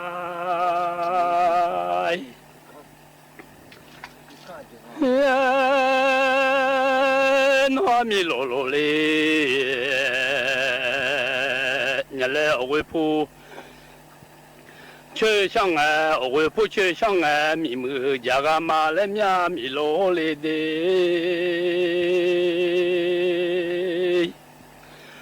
我会不去那上啊，米么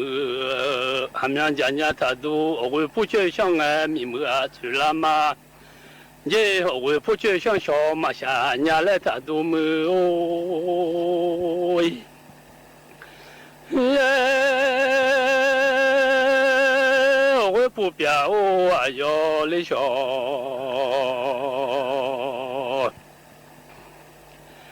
下来就来米路，一路路来伢来，我碰到一个马来伢，一路路来伢来，我碰到。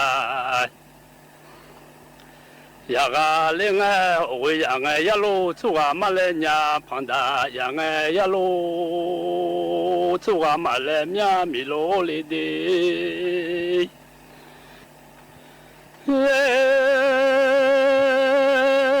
一路路里伢来为旁达，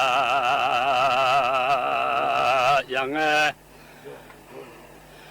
我会让哎呀路走啊马来伢旁达，让哎呀路走啊马来，我会旁达呀，哎呀路还没走伢他都来嘛，我会让哎呀路这啦嘛这么哦，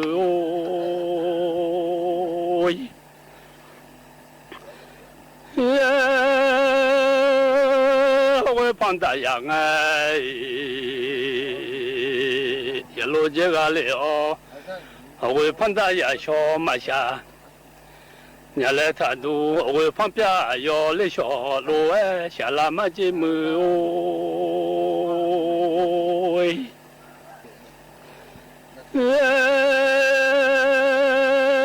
那老说啥哦，什么人民都啊哩，那老说啥什么人民来来。啊，叫说啥？侬啊，什么热度？吃个马来面。啊，侬老说啥？什么热米来了？啊，叫说啥？什么热度？啊，老爱抢爱么哦。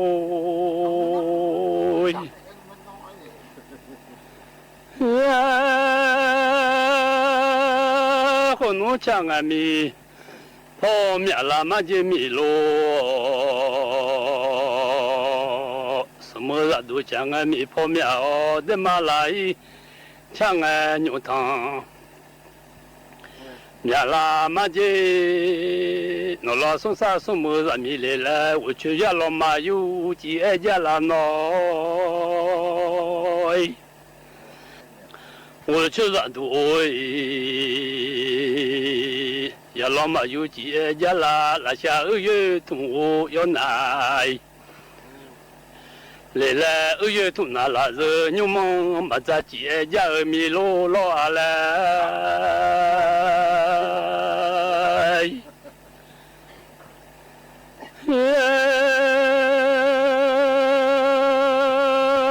就马米罗那的的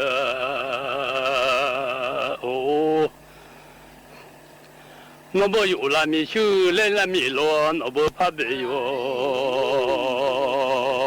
拉米修来了，不搞混浪有拉米家，来了阿乔有拉拉修，吃个马来伢阿乔怕没有，拉拉修不搞混浪有拉拉家，查个马来啊，就马米罗诺啊，记得买人有个牛王种爱哩。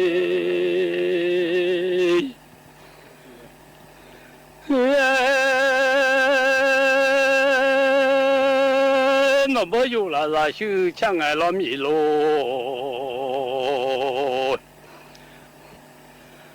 怕别啦修抢哎，怕别阿巴东在浪马古马来，怕别修怕你在干嘛？罗阿马来你阿米罗浪啊，一走这边看那啥，家阿米罗来，不看混浪有阿米家那个来来，不看混浪有阿家家个马来啊。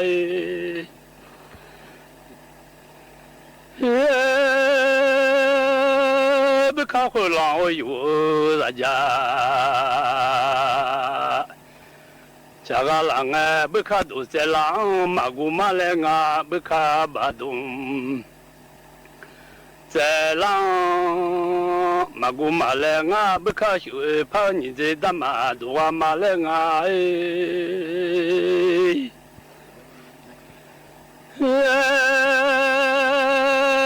侬还好会种，侬爱老米路怎么样？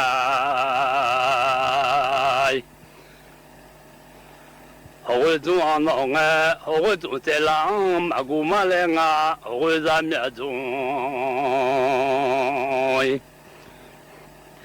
在浪马古马来，好会怎么种？在路爱浪哎，要那种做人在打马都啊马来啊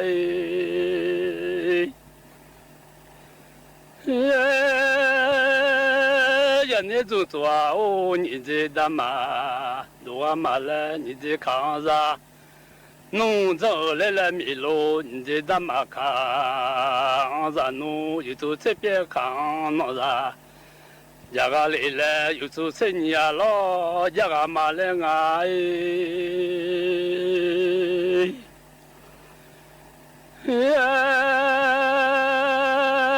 一走没在你，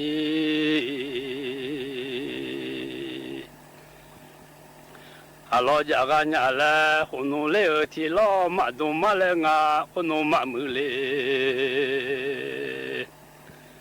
二天老马东马来，我在家考业啦，胡么东啊来哦。把这海岸这些我马来伢把么海岸这些我马来伢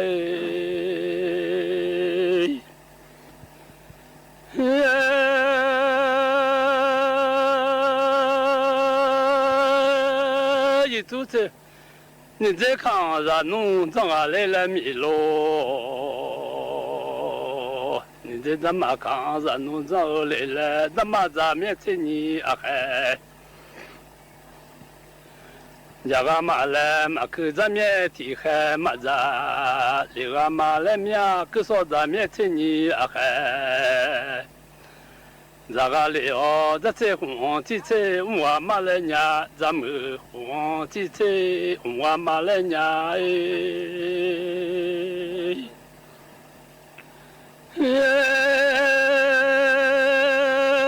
这看木桩的这我马来面哦，就马米罗诺啊的的，马一上米诺啊我牛种哎，那不家儿他妈把那来伢米罗，那不让米家儿他妈把那来伢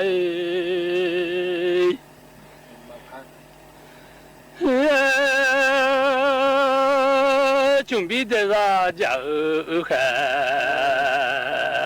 把那来了，那不家儿他妈把那来了米路，那不让米家。儿他妈把那来了，你这回个这边马我喜欢，你这他妈的。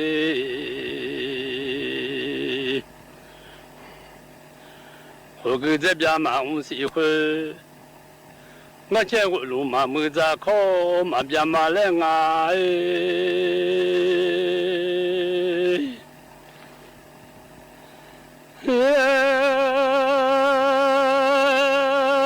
准备的啥家儿还，把那里来，准备回去这边马上是回来，准备回回。我这边马上是回，这么老靠啥子忙哎？你个马来面就嘛没落脑啊，提着然后来。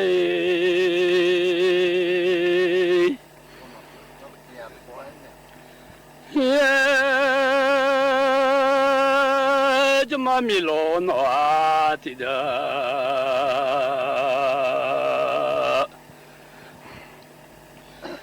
然后嘞，米罗有那么变了，米罗有不要，那么变米罗有不变。拉不米啊，早都阿妈来，米罗有会用那么想嘞。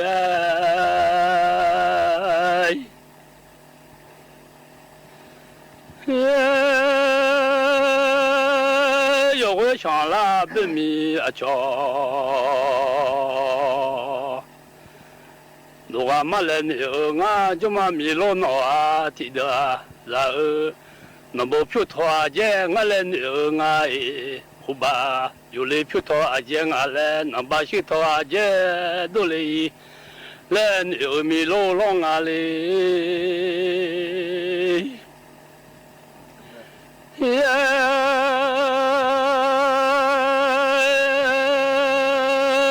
我把侬啊。我把有人话操啊，家大，我来那把就路啊修，多了一人牛我喏，那把出门就路啊修，多了一人牛我就嘛米路喏啊，提着嘛一日米我会牛昂将来嘞。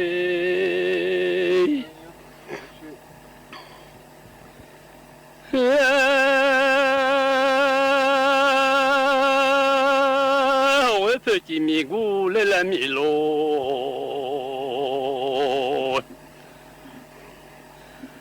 我呀啥都几米古来了米罗，有古上有啊，把侬马子地古上腾烧呀，把来了牛米罗龙啊，就嘛米罗普吉啊来了。米罗要为上要陪，别弄马车，你在他妈没西陪家，别来了牛面目哦。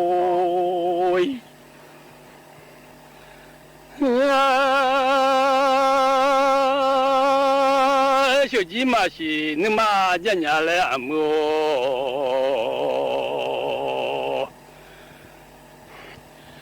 小姐啊，龙马西你马家nhà来，请你马西多拍呀来，人家来。小姐啊，龙下西来啊，你妈马西龙家来，我下下家哎。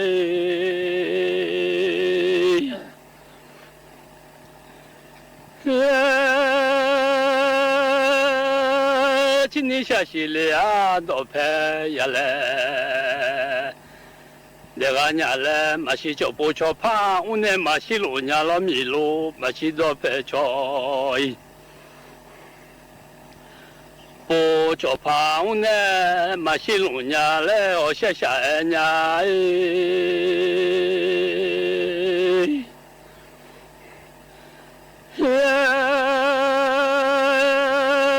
小鸡啊，龙马西暖白米酸家马我面嘞。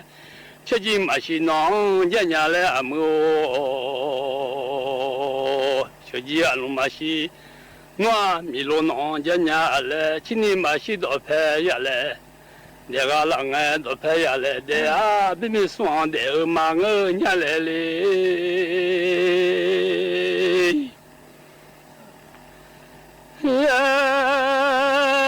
都拍下来的啊，米罗阿姆诺来的伢来啊，小鸡马西你妈伢爱老阿姆阿龙，马西你妈罗哎伢啊，马西就边你妈提脏罗哎伢来嘞。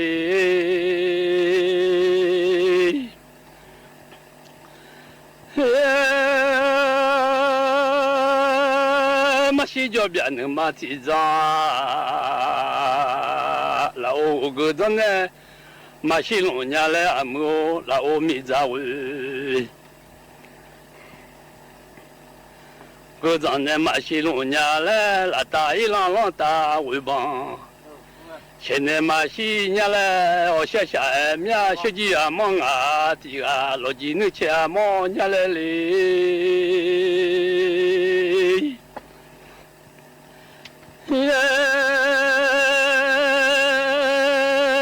下个可能吃忙伢嘞，下个马西吃哟马里伢来米路啊个。下个阿哥嘛是吃有马里伢嘞，阿达老几能吃阿个伢嘞，老几嘛是能吃马农那个伢。来，我下下面学几阿忙啊，这个嘞。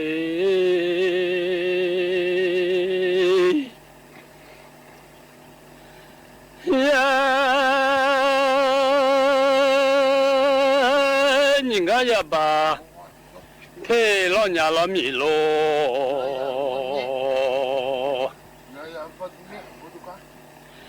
你爱忙个啥吧？提了面，你爱忙么啥吧？漂路爱面，我想想爱伢哎。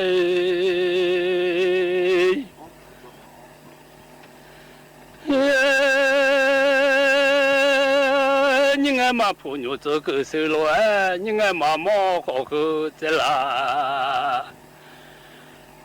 啊，路哎，俺家就嘛米路喏啊，提着啥嘞？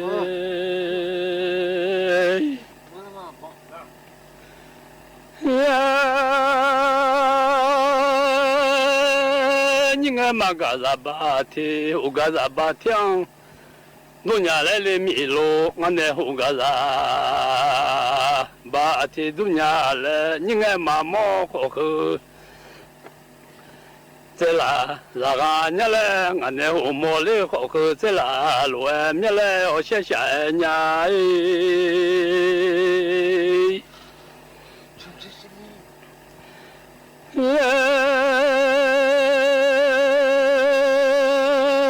你爱嘛么啥吧票？那个浪哎，俺那我摸嘞啥吧票？路外都伢老米路。你爱嘛朋友做个修，我爱你爱嘛朋友做个修啊，俺那我朋友做个修，都伢来就嘛米老闹啊，记得，俺那我朋友做个修，我爱都爱来米老来啦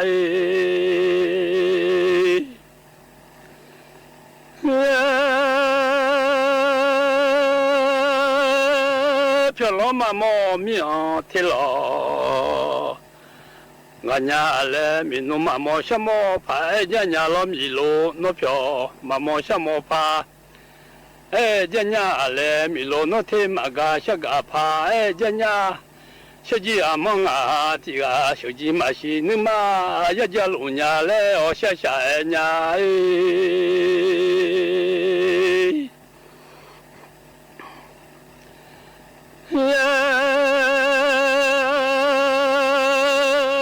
米罗啊，穷嘛呢不忙哦，那出路有差，用啊来，我嘛呢不忙哦，没做那差。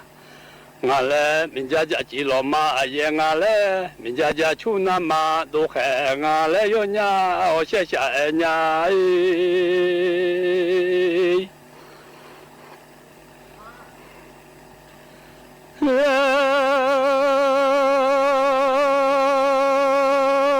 Sentuh apa polong mau malam milo, sentuh ada apa polong mau ma. Le nutu apa polong malam ninya nutu ada.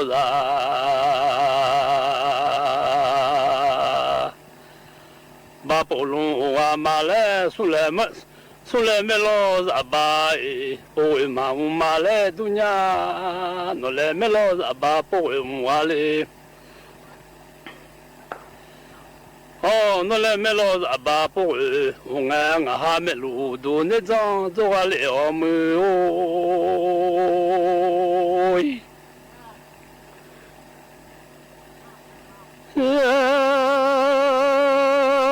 Melang mo udo ne gu. 这个了要下个嘛，来苏土波隆马乌马米罗苏土阿多拉，巴波隆马乌诺土拉巴波隆外下个马来女伢的诺土阿多拉巴波隆外下个马爱，苏来梅罗拉巴波好，马克马来诺来梅罗拉巴波好。和马来小鸡阿蒙阿提阿小鸡马波阿蒙中爱罗阿姆什么马波阿蒙罗 สถานีวิทยุกระจายเสียงแห่งประเทศไทยและเครือข่ายทั่วประเทศเสนอข่าวต้นชั่วโมงรู้เร็วรู้จริงเกาะติดทุกสถานการณ์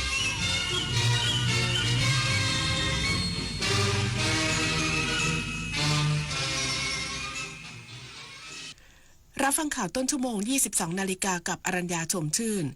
คณะกรรมาการวิสามัญพิจารณางบประมาณปี 2569 เตรียมเชิญรัฐมนตรีว่าการกระทรวงการคลังชี้แจงแนวทางรับมือกรณีมาตรการภาษีสหรัฐอีกสักครู่กลับมาติดตามรายละเอียดค่ะอย่ามาห้ามต้องกู้อีกต้องแทงอีกเดิมพันไปเลยหมดหน้าตักน้อยผีพนันเข้าสิงต้องเจอไอเทมเด็ดแม่หมอ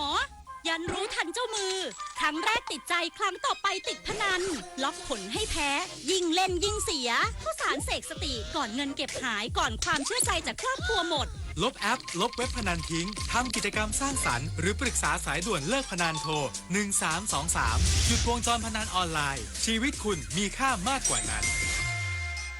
Splash แรงบันดาลใจที่ต่อยอดที่จริงเปิดเวทีใหญ่กลางกรุงสร้างโอกาสใหม่สู่เวทีโลกพบ6โซนหลักที่สะท้อนศักยภาพและความคิดสร้างสรรค์อาทิ Workshop and Master Class โซนพัฒนาทักษะให้เจ้าของธุรกิจได้เรียนรู้กับผู้เชี่ยวชาญโดยตรง Experiential Zone ชมการแสดงนวัตกรรมผ่านเทคโนโลยีและห้ามพลาดโซนอื่นๆใน Splash Soft Power Forum 2025 วันที่ 8-11 กรกฎาคมนี้ณศูนย์การประชุมแห่งชาติสิริกิติ์คนไทยรักสุขภาพฟังทางนี้ขอเชิญร่วมออกกำลังกายสร้างสังคมสุขภาพดีกับโครงการแสนดลใจไทยทั้งชาติเดินวิ่งปั่นป้องกันอัมพาตครั้งที่ 11 เฉลิมพระเกียรติด้วยแนวคิดใหม่ออกกำลังกายเป็นนิสัยห่างไกลสโตรก No Stop No Stroke สมัครได้แล้ววันนี้ที่ wrb11.thai.run ถึง 31 สิงหาคม 2568 มาร่วมกันทำให้การออกกำลังกายเป็นส่วนหนึ่งในชีวิตประจำวันแล้วมาเดินวิ่งปั่นพร้อมกันทั่วประเทศ 2 พฤศจิกายนนี้เอาถอยไปหน่อยเห็นไม่ชัดอ่ะเห็นไหมคะ ถอยอีกนิดนึงเห็นหรือยังคะอีกนิดนึงได้ไหมโห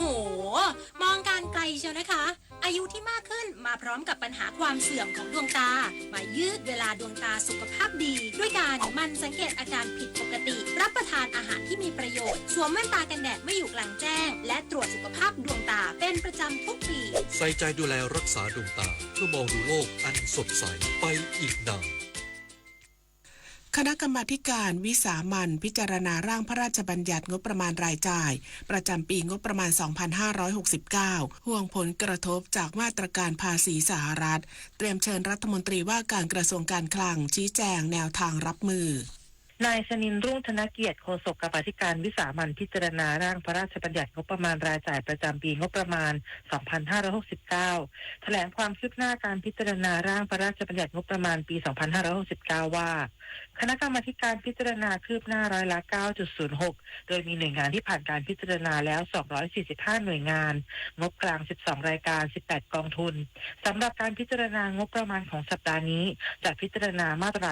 22 กระทรวงแรงงานมาตรา 24 กระทรวงศึกษาธิการและมาตรา 26 กระทรวงอุตสาหกรรมทั้งนี้หลังจากที่มีการตั้งคณะอนุกรรมาธิการจำนวน 7 คณะได้เริ่มปรับลดงบประมาณควบคู่กับการประชุมของกรรมาธิการชุดใหญ่จึงคาดว่าคณะอนุกรรมาธิการจะใช้เวลาอย่างเต็มที่เพื่อนำเสนอรายงานเข้าสู่ที่ประชุมใหญ่ได้ในช่วงเดือนสิงหาคมนี้นอกจากนี้คณะกรรมาธิการยังห่วงกรณีสหรัฐอเมริกาประกาศปรับขึ้นภาษีนำเข้าสินค้าไทยร้อยละ 36 จึงเสนอให้รัฐมนตรีว่าการกระทรวงการคลังนำเสนอแนวทางการแก้ไขปัญหาดังกล่าวต่อคณะกรรมาธิการเพื่อหาแนวทางแก้ไขปัญหาร่วมกันและจะได้พิจารณาว่ามีความจำเป็นต้องเตรียมงบประมาณในการรับมือผลกระทบหรือไม่ชวิสา ปทุมมารายงาน ธนาคารอาคารสงเคราะห์ร่วมกับกองทัพอากาศและหน่วยงานพันธมิตรยกระดับคุณภาพสถานศึกษาส่งมอบโครงการปรับปรุงห้องน้ำที่โรงเรียนทุ่งสงจังหวัดนครศรีธรรมราชนายกมลภพวีรพละกรรมการผู้จัดการธนาคารอาคารสงเคราะห์หรือทอส.เปิดเผยว่าทอส.ร่วมกับกองทัพอากาศกรมกิจการพลเรือนทหารอากาศและหน่วยงานพันธมิตรเข้าร่วมกิจกรรมหน่วยมิตรประชากองทัพอากาศส่งมอบโครงการปรับปรุงห้องน้ำให้แก่โรงเรียนทุ่งสงตำบลถ้ำใหญ่อำเภอทุ่งสงจังหวัดนครศรีธรรมราชโดยมีพลอากาศเอกพันธ์ภักดีพัฒนกุลผู้บัญชาการทหารอากาศเป็นประธานในพิธีซึ่งดำเนินโครงการดังกล่าวอยู่ภายใต้ภารกิจหน่วยมิตรประชากองทัพอากาศในการช่วยเหลือประชาชนด้านต่างๆอีกทั้งยังสะท้อนความมุ่งมั่นของธนาคารในการยกระดับคุณภาพการศึกษาโดยการพัฒนาสิ่งแวดล้อมในโรงเรียนที่ขาดแคลนผ่านแนวทางบูรณาการความร่วมมือของเครือข่ายระหว่างภาครัฐรัฐวิสาหกิจและภาคเอกชนเพื่อผลักดันให้เกิดการพัฒนานำไปสู่ความยั่งยืนปฏิพล สถาพรหมารายงานเทศบาลนครภูเก็ตเตรียมพร้อมเครื่องสูบน้ำและจัดกำลังเจ้าหน้าที่ติดตามเฝ้าระวังปริมาณน้ำในคลองบางใหญ่อย่างต่อเนื่องจากการประกาศเฝ้าระวังสภาพอากาศและสถานการณ์น้ำในช่วงนี้นายสุภโชค ละอองเพชรนายกเทศมนตรีนครภูเก็ตได้กำชับเจ้าหน้าที่ทุกฝ่ายเตรียมพร้อมทั้งกำลังเจ้าหน้าที่อุปกรณ์โดยเฉพาะเครื่องสูบน้ำและให้ติดตามเฝ้าระวังปริมาณน้ำในคลองบางใหญ่อย่างต่อเนื่องจากการคาดการณ์สภาพอากาศฝนที่ตกหนักถึงหนักมากบางแห่งในช่วงนี้ไปจนถึงวันที่12 กรกฎาคมซึ่งรวมถึงพื้นที่จังหวัดภูเก็ตทั้ง3อำเภอตามที่สทนช.ได้ประเมินวิเคราะห์สภาพอากาศสถานการณ์น้ำและคาดการณ์พื้นที่เสี่ยงน้ำหลากดินโคลนถล่มกับหน่วยงานต่างๆโดยให้พื้นที่เสี่ยงเฝ้าระวังน้ำท่วมฉับพลันน้ำป่าไหลหลากดินโคลนถล่มหรือน้ำท่วมขังในเขตชุมชนเมืองที่เกิดน้ำท่วมขังอยู่เป็นประจำเทศบาลนครภูเก็ตได้กำชับเจ้าหน้าที่ทุกฝ่ายพร้อมดูแลช่วยเหลือประชาชนอย่างทันท่วงทีทั้งนี้สำหรับประชาชนที่อาศัยในเขตเทศบาลนครภูเก็ตหากต้องการขอรับกระสอบทรายหรือขอความช่วยเหลือติดต่อได้ที่งานป้องกันและบรรเทาสาธารณภัยเทศบาลนครภูเก็ตหรือสายด่วน199ตลอด24ชั่วโมงนวพันธ์ พลายพันธ์ สวทภูเก็ตรายงานจบข่าวอรัญญาชมชื่นอ่านรับฟังข่าวครั้งต่อไปเวลา 23:00 น.ค่ะติดตามข่าวที่นำเสนอไปแล้วได้ที่ www.thainews.prd.go.th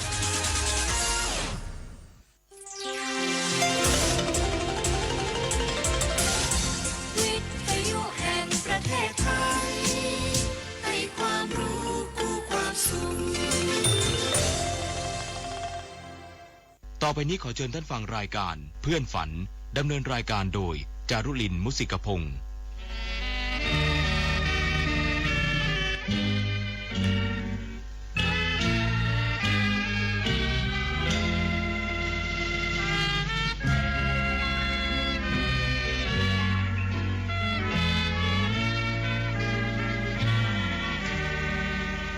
อยากมีเพื่อน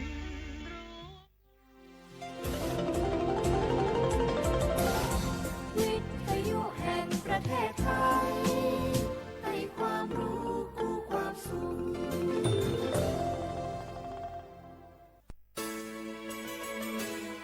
สถานีวิทยุกระจายเสียงแห่งประเทศไทยจังหวัดเชียงใหม่ AM 1476 กิโลเฮิรตซ์สถานีวิทยุภาคภาษาชาติพันธุ์แห่งเดียวในประเทศไทยที่มีความทันสมัยเชื่อถือได้สร้างอัตลักษณ์กลุ่มชาติพันธุ์สู่สากล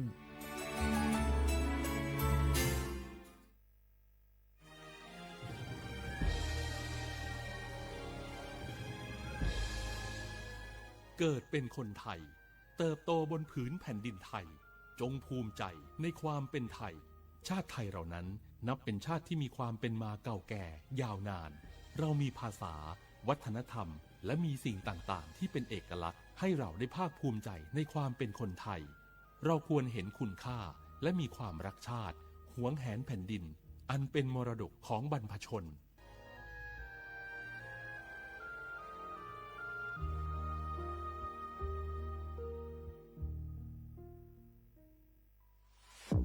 ใช้สิทธิ์บัตรทองเข้ารับการรักษาที่คลินิกแพทย์แผนไทย30 บาทรักษาทุกที่ได้ง่ายๆทั้งนวดประคบอบสมุนไพรใช้แค่บัตรประชาชนไม่เสียค่าใช้จ่ายสอบถามเพิ่มเติมโทรสายด่วนสปสช 1330 30 บาทรักษาทุกที่สิทธิตามกฎหมายของคนไทยให้แพทย์แผนไทยดูแลสุขภาพคุณ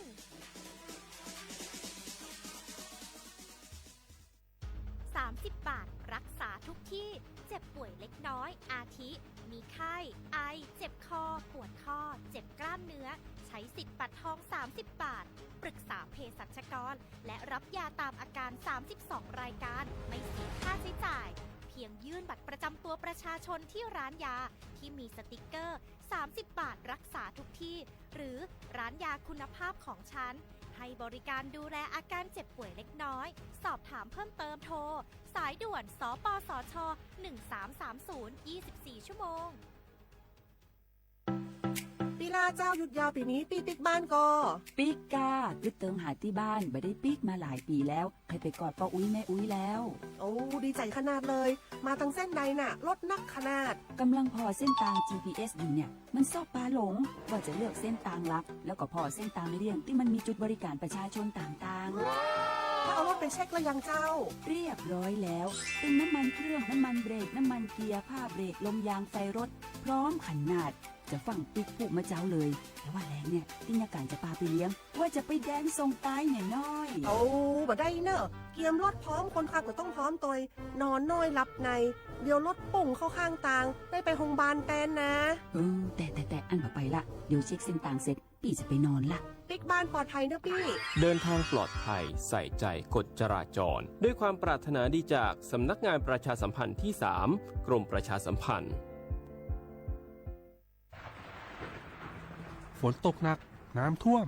ภัยธรรมชาติที่เราหลีกเลี่ยงไม่ได้แต่เราสามารถเตรียมตัวให้พร้อมเพื่อความปลอดภัยของทุกคนในครอบครัวได้ก่อนน้ำมาเตรียมตัวให้พร้อมเก็บของสำคัญขึ้นที่สูงเช่นเอกสารสำคัญเงินสดและสิ่งของจำเป็นอื่นๆและถ้าหากบ้านอยู่ในพื้นที่เสี่ยงให้ติดตามข่าวสารจากทางราชการอย่างใกล้ชิดเตรียมไฟฉายแบตเตอรี่สำรองวิทยุสื่อสารและยาสามัญประจำบ้านไว้ให้พร้อมและอย่าลืมตรวจสอบเส้นทางอพยพที่ใกล้ที่สุดด้วยขณะเกิดน้ำท่วมอย่าเดินฝ่าน้ำที่ไหลแรงหลีกเลี่ยงการสัมผัสกระแสไฟฟ้าและหากต้องอพยพให้ปฏิบัติตามคำแนะนำของเจ้าหน้าที่อย่างเคร่งครัดเมื่อภัยผ่านพ้นตรวจสอบความเสียหายของบ้านและทำความสะอาดเพื่อป้องกันโรคที่มากับน้ำท่วมเตรียมตัวให้พร้อมก่อนภัยมาถึงเราจึงจะปลอดภัยด้วยความปรารถนาดีจากสำนักงานประชาสัมพันธ์ที่ 3 กรมประชาสัมพันธ์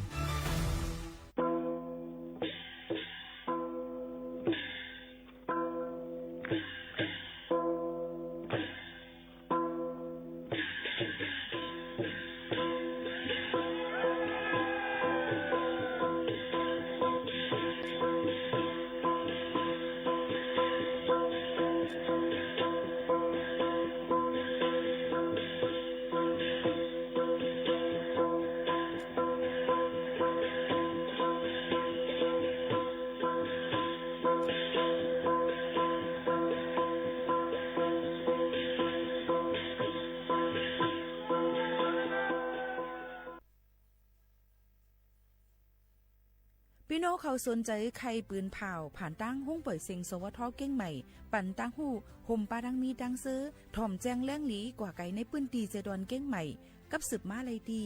สวทเก้งใหม่หมายฟ้น053-276-068และ0922468579ก้นกูก่อนไอ้อยากลงมาแล้วก้นเคยมีตังพัดหนึ่งเขาป่วยจังจานขึ้นบนโลกอย่าลืมค่ะนะอย่าลืมขึ้นลูกค่ะนะพี่นันได้ให้เขา 1 2 3 4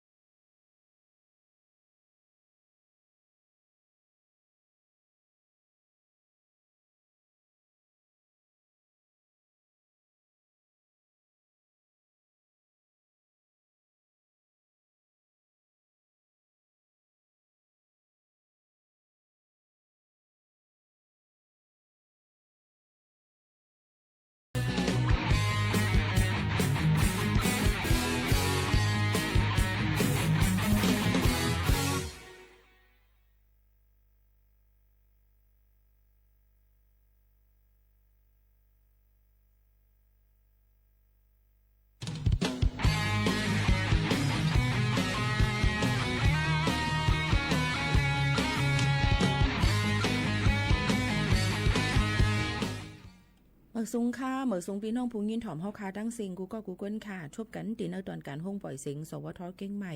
AM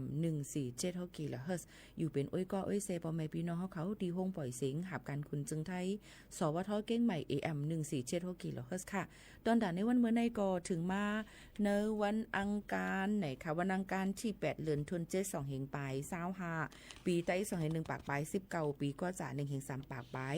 87คู่นะคะเป็นวันเดือน8เหม่อ13คำในค่ะออกป้อเป็นตั้งเมืองใต้ได้ก็ได้เป็น14คำในวันเหมือนในเย่าในค่ะเนาะกว่ากัน1วันค่ะพี่น้องเขายันเปิ้นนั่นแหละลองตั้งเจอในป้อเป็นตั้งเมืองใต้ก็เปิ้นได้เข้าว่าในได้เป็นมือผูกเกี่ยวค่ะเนาะเกิดการตั้งเมืองไทยก็ได้เข้าว่าได้เป็นมือคือวันที่10ในค่ะยันเปิ้นนั่นแหละวันที่10 11 12 13ได้เป็นวันลือในค่ะเนาะพี่น้องเขาได้กว่ากับ10ลองนาทีการงานผ่านลุ่มพ้องตางภายหับการคุณจึงหือในก็รู้เลยด้วยกันดีลีงามๆยันบัวเป็นวันลือในนั่นค่ะพี่น้องเขาค่ะมาฝากตอนเจ้าถึงกันค่ะอ๋ออยู่จอมเขายิ่งโมขาวนวลสุภาวันเชื้อสารวินเป็นอ้อยก็อ้อยเซปอแม่ปีน้องๆเขาตีห้องปล่อยเสียงจอมกันที่ใน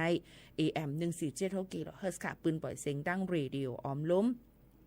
AM 147กิโลเฮิรตซ์ปืนปล่อยเสียงผ่านดังไลฟ์ตั้งออนแอร์เนี่ยขาดออนไลน์จอมเนี่ยนั่นค่ะเนาะตีดังเฮิรนสอมเพจสวทเก่งใหม่ AM 147กิโลเฮิรตซ์เลยตั้งแอปพลิเคชัน TikTok ในนั่นค่ะอยู่เป็นอ้อยก็อ้อยเซจอมกันหลายตีหลายตั้งนั่นคือบ่ได้เข้าถึงปอแม่พี่น้องเขานั่นไหนจึงเอามาดังขาวเงาคือตันและดังลองดังเพ่งความหวานหูถูกเจอยินจู้ถึงปอแม่ปีน้องๆเขาให้เลยยินถ่อมจอมกันอยู่ค่ะพี่น้องเขาค่ะเมื่อว่าในค่ะปอแม่ปีน้องๆเขาเมื่อว่าในตั้งสวทเก่งใหม่นั่นในก็ไล่อ่อนโหน้ำนาอันเป็นในค่ะนางสุพินจินดาหลวงค่ะผู้อ่อนโหน้ำนาดอยดาเฮาค่ะผู้อำนวยการสวทเก่งใหม่เฮาค่ะเป็นโหเป่ามันเสในค่ะกว่าห่มหลูตันเต้นเขาว่าในทวนปี2ปากไป68ค่ะก็ได้มีพลตำรวจเอกสุภชัยจันทราเนี่ยค่ะผู้กำกับหงปลิกดังลอยสเก็ตค่ะยกนางพัฒนาศรีหาวงศ์เนี่ยค่ะนางกนกอ่อนสุริยะเนี่ยค่ะอันเป็นจุ้มยงแหน่งอาสาสมัครประชาสัมพันธ์อปมชนั่นขนาดเนาะเชื่อในสิอีกป้าดังเจ้านาดีผู้ปืนเผาเฮาคาและผู้จัดรายการเฮาคาเนี่ยค่ะตั้งห้องปล่อยเสียงเก่งใหม่เฮาเขาเนี่ยค่ะจู่ตุมกันสิ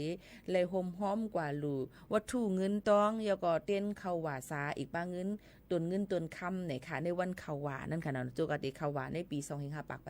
68องตีวัดสันมะเกงค่ะวัดสันมะเกงสำรานราดลอยสเก็ตเจดอนเก่งใหม่ในค่ะอ๋อยก็หนังหือบ่ได้เป็นลองฟิงไงฟิงทุ่งสืบเฮ็ดสารห้อยในนั่นค่ะอันลียก็เฮ็ดเฮาเป็นลองมีมังกลาตอนตาในตูเจ้าเก่าอีกป้าในมุงหอเฮิรนในก้นหิมหอมอค่ะเนี่ยค่ะนี่ก็เป็นการลองสืบ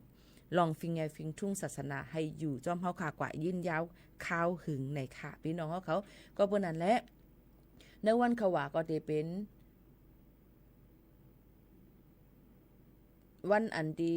ศาสนาเฮาเขานั่นเนี่ยค่ะมีลองศาสนาพุทธเฮาค่ะมีลองลำลองไว้ลองลำลองในเมืองในอันเป็นเจ้าคือก็อย่างพุทธภาษานั่นนะคะเนาะก็ได้มีลองว่าข้าวหวานใน3เดือนนั่นนะคะในข้าวฝนเนี่ยนะคะในวันข้าวหวานเนี่ยก็ได้ลูกดีวันเดือน8โมงเนี่ยค่ะเดือน8โมงสิได้เป็นวันอาสาฬหบูชาแล้วก็เปิดได้สืบฮิตสันห้อยกันหลูเต้นในขณะหลูหลอดน้ำเต้นไพ่เจียมเจ้าหนังไหนค่ะลองตั้งเจ้าหนังไหนในนั่นค่ะเนาะก้อยกาวโดเลยฟังกันไว้ลองจับเต้นว่าเจ้าไหนก็โกจังไม่ล่ามกว่าเจ้าหนังไหนค่ะเนาะตั้งวันเฮาเมืองใต้เฮาหลายๆตีมีลองลูซุ่มลองไตเต้นไว้เข่งพระเจียมเจ้าไหนมีลองไม่กว่าเจียมเจ้าไหนนำตั้งหลายไม่เกี่ยงไม่วิหารว่าเจียมเจ้าไหนตั้งนำก็ปนันก็เจ้าไหนก็หลูเลยฟังกันไว้จ้อมไหนลองตั้งเจ้าหนังไหนค่ะเนาะพี่น้องเขาค่ะมาฝากฟังไว้ปันกันพี่น้องเขาที่เข้าว่าสากันเย้าในนั่นก็ในวันอันลำลองวันที่11ในเปิ้นอำปันขายนำเราสุราค่ะนะอำปันขายนำเราสุราค่ะพิษปักเปิงหมายมีในนั้นค่ะก็เปิ้นนั้นพี่น้องเขาก็หลูเลยถ่อมได้ข่าวเงาว่าเปิ้นเฮ็ดอีสังพองแล้วก็เปิ้นหามอีสังเจิมเจ้าหนังไหนค่ะนะเอามาฝากฟังไว้ปันพ่อแม่ปีน้องๆเขากูก็กูก้นให้เลยครับผู้ให้เลยยินถ่อมจ้อมกันค่ะอ๋อพี่น้องเขาค่ะเยอะก็มาด้วยเทียงในนั้นค่ะพี่น้องเขาข่าวเงาเกี่ยวกับเลยลองฟิงฟ้าราศีกันอีกอ่อนนึงค่ะเนาะพี่น้องเขาค่ะมีซึ่งหือพองในนั้นค่ะเกี่ยวกับลองข่าวเงาฟิงฟ้าราศีนั่นนะคะตั้งปะถ่องจึงไทยในวันที่8ต่อถึงวันที่12เดือนธันวาคม2เฮงปลาย หาในจึงเตมีฝนตกลงมานำหาวเฮียงหมางปืนตีหมางปืนตีก็เตตกนำหมางปืนตีก็เตอำป้อตกนำก้อยกาว่าโหปักมันเนี่ยมีหมอก 70-80% นั่นค่ะนะเนาะปีน้องๆเขาค่ะก็ถ้าเจอนั่นขนาดเนาะเตจังมีน้ำน้ำท่วมน้ำนองเหมือนหนังตั้งเมืองเจตอนเมืองตากเมืองเมฮองสอนเจียงใหม่เกียงไฮ้พะเยาเมืองน่านเนี่ยค่ะยาวก็ปอทางอีสานก็จะเป็นเมืองเลยหนองบัวลำพูอุดรธานีหนองคายบึงกาฬจำเจิงหนังไหนค่ะนครพนมมุกดาหารอุบลราชธานีค่ะเป็นปื้นตีอันดีเป็นปื้นตีอันนี้ค่ะอันดีอยู่จางให้ได้น้ำน้ำท่วมน้ำน้องนำเนี่ยค่ะตอนดัดตั้งเมืองจำตั้งภาคใต้อำนั้นก็เมืองไทยปอดจานอันอยู่จำผังน้ำนั่นน้ำปังไหลนั่นเนี่ยก็ระยองพังงาภูเก็ตเนี่ยค่ะเยาก็จันทบุรีตราดจะไหนยังเต็มมีฝนตกมาบางวันก่อนนำบางวันก็ก็การหลูเลยฟังกันไว้ลองน้ำปังไหลขึ้นสูงเต็มเสื้อหนังไหนค่ะเขาก็หลูเลยฟังกันไว้เนี่ยค่ะเอามาฝากไว้ปันปอแม่ปีน้องๆเขากูก็กูกนตั้งหมดตั้งเสียงฝากตอนจุดถึงกันซึ่งหนังไหนค่ะเอาพี่น้องเขาค่ะหรือเจอทอมด้วยเพ่งกว่ามันหูถูกใจกันก่อนค่ะนะส่งขึ้นมาอุบโอกันเทียงกำนึงว่ามีลองตั้งจึงหือแทงพี่น้องเขาทอมอยู่ที่เราตั้งอะไรในก็ต้องตักกันเขามาเลยค่ะ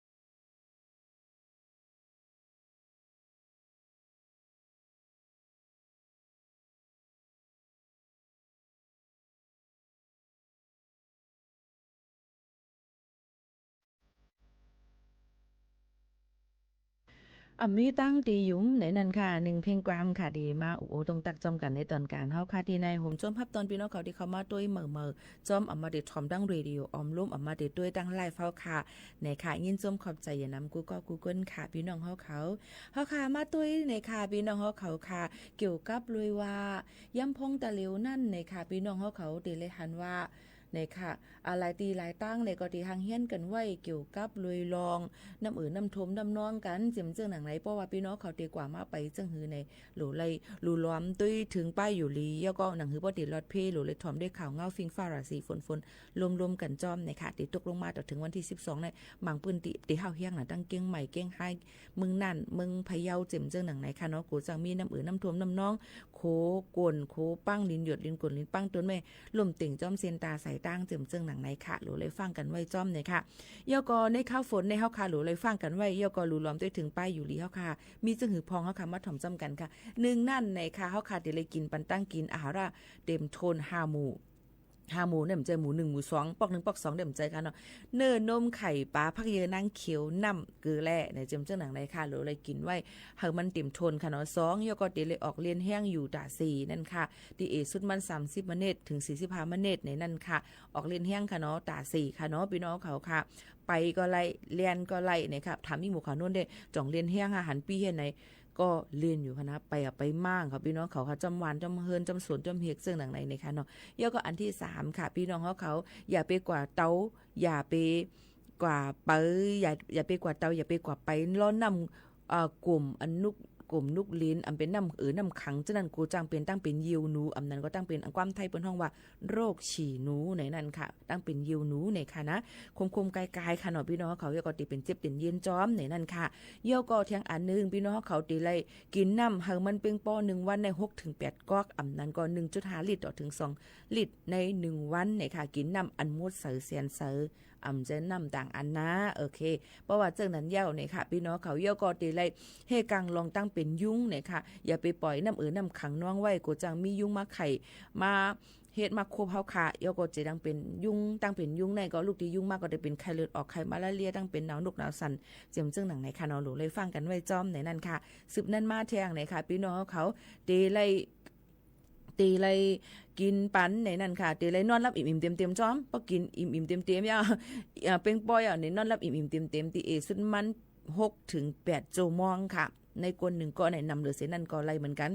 มือไหลในมือวันอาทิตย์ที่หมู่เขาโน่นนอนเปปันในแดงตาปอตุปอตุยค่ะพี่น้องฮีล่ะในบางปอนอนต่างเตี้ยนวันอันเดียวกับเลยนอนนะมั้ยเห็นไหมคะซึ่งนั้นค่ะในบางปอกมังเลยมากใครเป็นซึ่งนั้นคานตานอนใน1ค่ำในนอน 2-3 วันเนี่ยอ่ำต่างเตี้ยนขึ้นไหลค่ะนะย้อนบ่ว่าอายุอาสาเขาคานนำมานั่นค่ะนะเนาะพี่น้องเขามือพ่องอาสาเขาขาตึกเล็กหุ่นมุ่นเหม่ออยู่นั่นแต่ก็กินสังก็ย่อยง่ายอ่ำปี้เนี่ยค่ะกินสังก็อ่ำปี้เนี่ยค่ะเนาะย่อยง่ายเนี่ยค่ะกว่ามาไปตัวคิงก็หังหลีหังงามเนี่ยค่ะเนาะเท่ามานอายุอาศักนำมา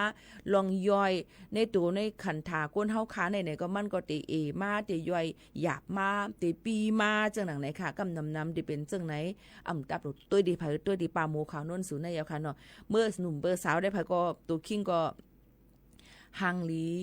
หางงามอยู่ค่ะเพราะว่าเท่ามาอายุนำมาเพราะเป็นนางยิ่งมีลูกมามันก็เตย้อมมันก็เตปีนะคะอยู่ที่ว่าหอมมงกุลเฮาขาในมันเหมือนกันนั่นขนาดไหนก็เปิ้นนั่นแหละมันก็ว่าเราอำพันกันหึงหนาเป้ปี้ล่ะอำพันกันหึงหนาเป้ยอมหนาจึงจะได้ย้อนเลยว่าตั้งลองตั้งกินตั้งยามเฮาลองโครงสร้างเฮาขาเครื่องอังกาเฮาขาอะไรไปอยู่ลีเฮาขาจึงจะได้ก็จังเป็นไรยันเปิ้นนั้นมันก็ปีอยู่ดีกินวันก็ไรมันก็ยอมอยู่ดีกินวันก็จังเป็นไรก็เปิ้นนั้นเลยเฮาขาก็รู้ไรรู้ล้อมได้ถึงลงไปอยู่แล้วค่ะให้มันลีค่ะเมื่อไกลเลยลาดกว่าเยี่ยวค่ะนอนในข้าวฝนในนอนรับอิ่มๆเต็มๆกินน้ำให้เป้งป้อในค่ะนอนออกเอ็นแห้งกินตั้งกินให้มันเต็มโทนอย่าเฮกังลองตั้งเป็นอันลูกที่ยุ่งมาในค่ะนอนเยี่ยวก็แทงลองนึงนั่นกินปันวิตามินซีนะคะเพิ่มแถมปันธาตุวิตามินซีนั่นคือเฮาค่ะเต็มเป็นวัดไอว่าจะในเป็นวัดจะในค่ะนอนเยี่ยวก็พักอันมีวิตามินซีน้ำเหมือนนางว่าหมักพาว่าหมักจ้อกว่าจึงเจ้าหนังไหนค่ะเนาะพี่น้องเขาอันนี้เป็นตัวอย่างมันก็ค่ะเนาะก็เอามาฝากตวนถึงพี่น้องเขาหนังคือเขาป้อได้อยู่ลีกินวันกันนั่นเจ้าไหนก็คัดจะเอามาฝากตวนถึงป่อแม่ปีน้องๆเขากูกนตั้งหมดตั้งเสียงเอามาฝากตวนจ้อมกันเจ้าหนังไหนค่ะพี่น้องเขาค่ะกำในนั่นค่ะเขาค่ะมาตุ้ยแทงในนั่นค่ะพี่น้องเขา มาด้วยทางในนั่นค่ะตั้งวานเฮาเมืองเฮาก็หลายๆองค์ตีก็ยังมีน้ำถมน้ำนองกันมีลองลู่ซุ่มตั้งน้ำตั้งหลายลองตั้งเจอในก็จะเจออันทบเพนั่นก็ลูกจึงขึ้นมาต่อสู้มันกว่าให้ไรย่อก็ยุ่มยอมว่ามันติดลดย่อมลงมาขันไพ่ๆอยู่ในนั่นค่ะเนาะพี่น้องเขาอันนี้ก็มาฝากตอนทุกจึงปอแม่ปีน้องๆเขาเจ้งหนังไหนค่ะพี่น้องเขาค่ะสืบยินถ่อมด้วยเพียงความอันพี่น้องเขาย้อนกันเข้ามาค่ะอย่าปันตั้งใจไม่เจอในค่ะพี่น้องเขาค่ะสืบถ่อมจ้อมกันค่ะอันเป็นใจเหงฟ้าห้องไว้นะคะสืบยินถ่อมค่ะ